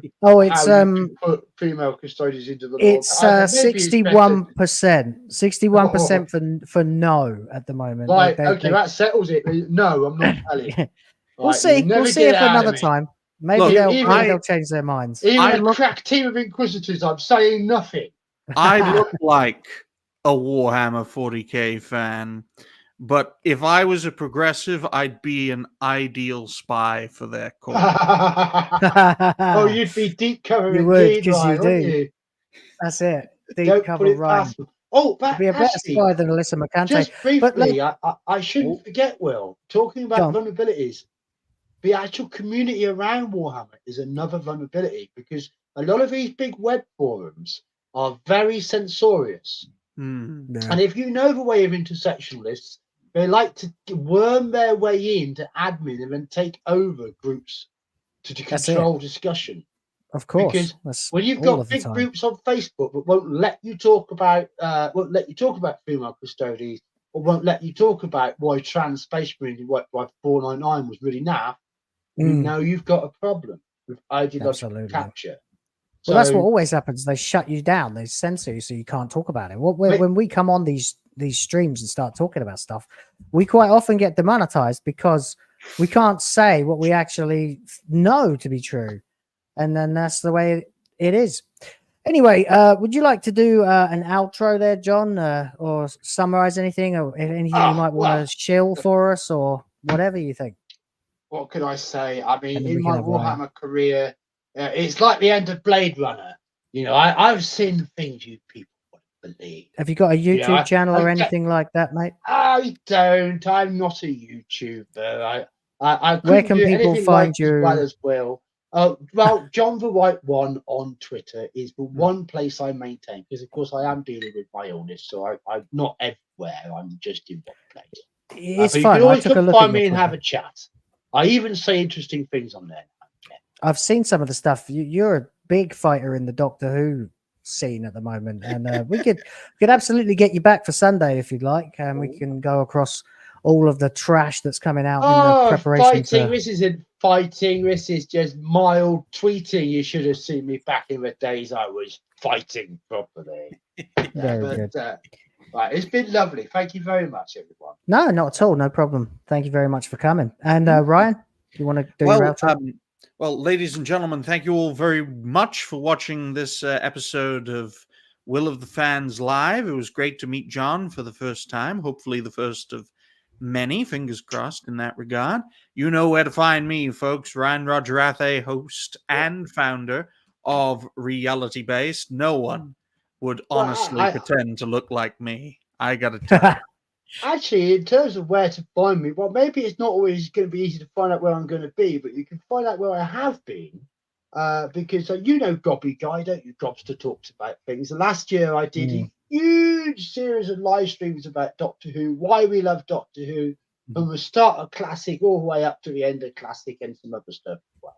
So if you want to hear more from me, you can hear hours and hours and hours of me talking about Doctor Who. It's kind of like I made those as a legacy.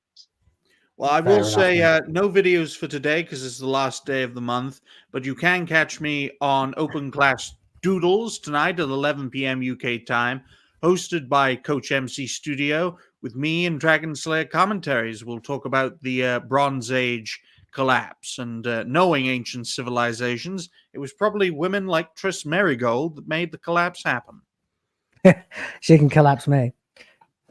Okay. So thank you, Ryan, and thank you, John. Obviously, I am Will of the Fans, and I am going to be a little bit busy over the next few weeks, what with having just got engaged. Thank you, everybody, and also having a baby on the way. Thank you. Thank you very much. Oh, yes, that's fantastic. I've become a granddad recently, and it's amazing. Oh, you're going to be a dad. That's just the best. I am, yeah. It's got about a month to go, so we're all prepping for that. But don't worry, I will continue to make videos, and that will be starting tomorrow. Then it will be this show again, WTF Live, on Thursday. I'm trying to think what day of the week it is now. And we'll be talking about whatever the hell has happened by that time. Then videos on Friday, as usual, and so on and so on. Till Sunday, we have WhoTF Live, where we'll be roasting the ever-loving out of Doctor Who once again with Golden Age Geek. I hope you've enjoyed looking at Tris Merigold's ample assets, because nobody suggested anybody, and the only one who did I couldn't find, so sorry everybody. Thanks everyone in the chat. Thanks to all the mods and everybody who donated or sent super chats. I really appreciate your support. We'll be back very, very soon, but for now it's time to wrap things up and say a bye-bye. Thank you very much. Bye.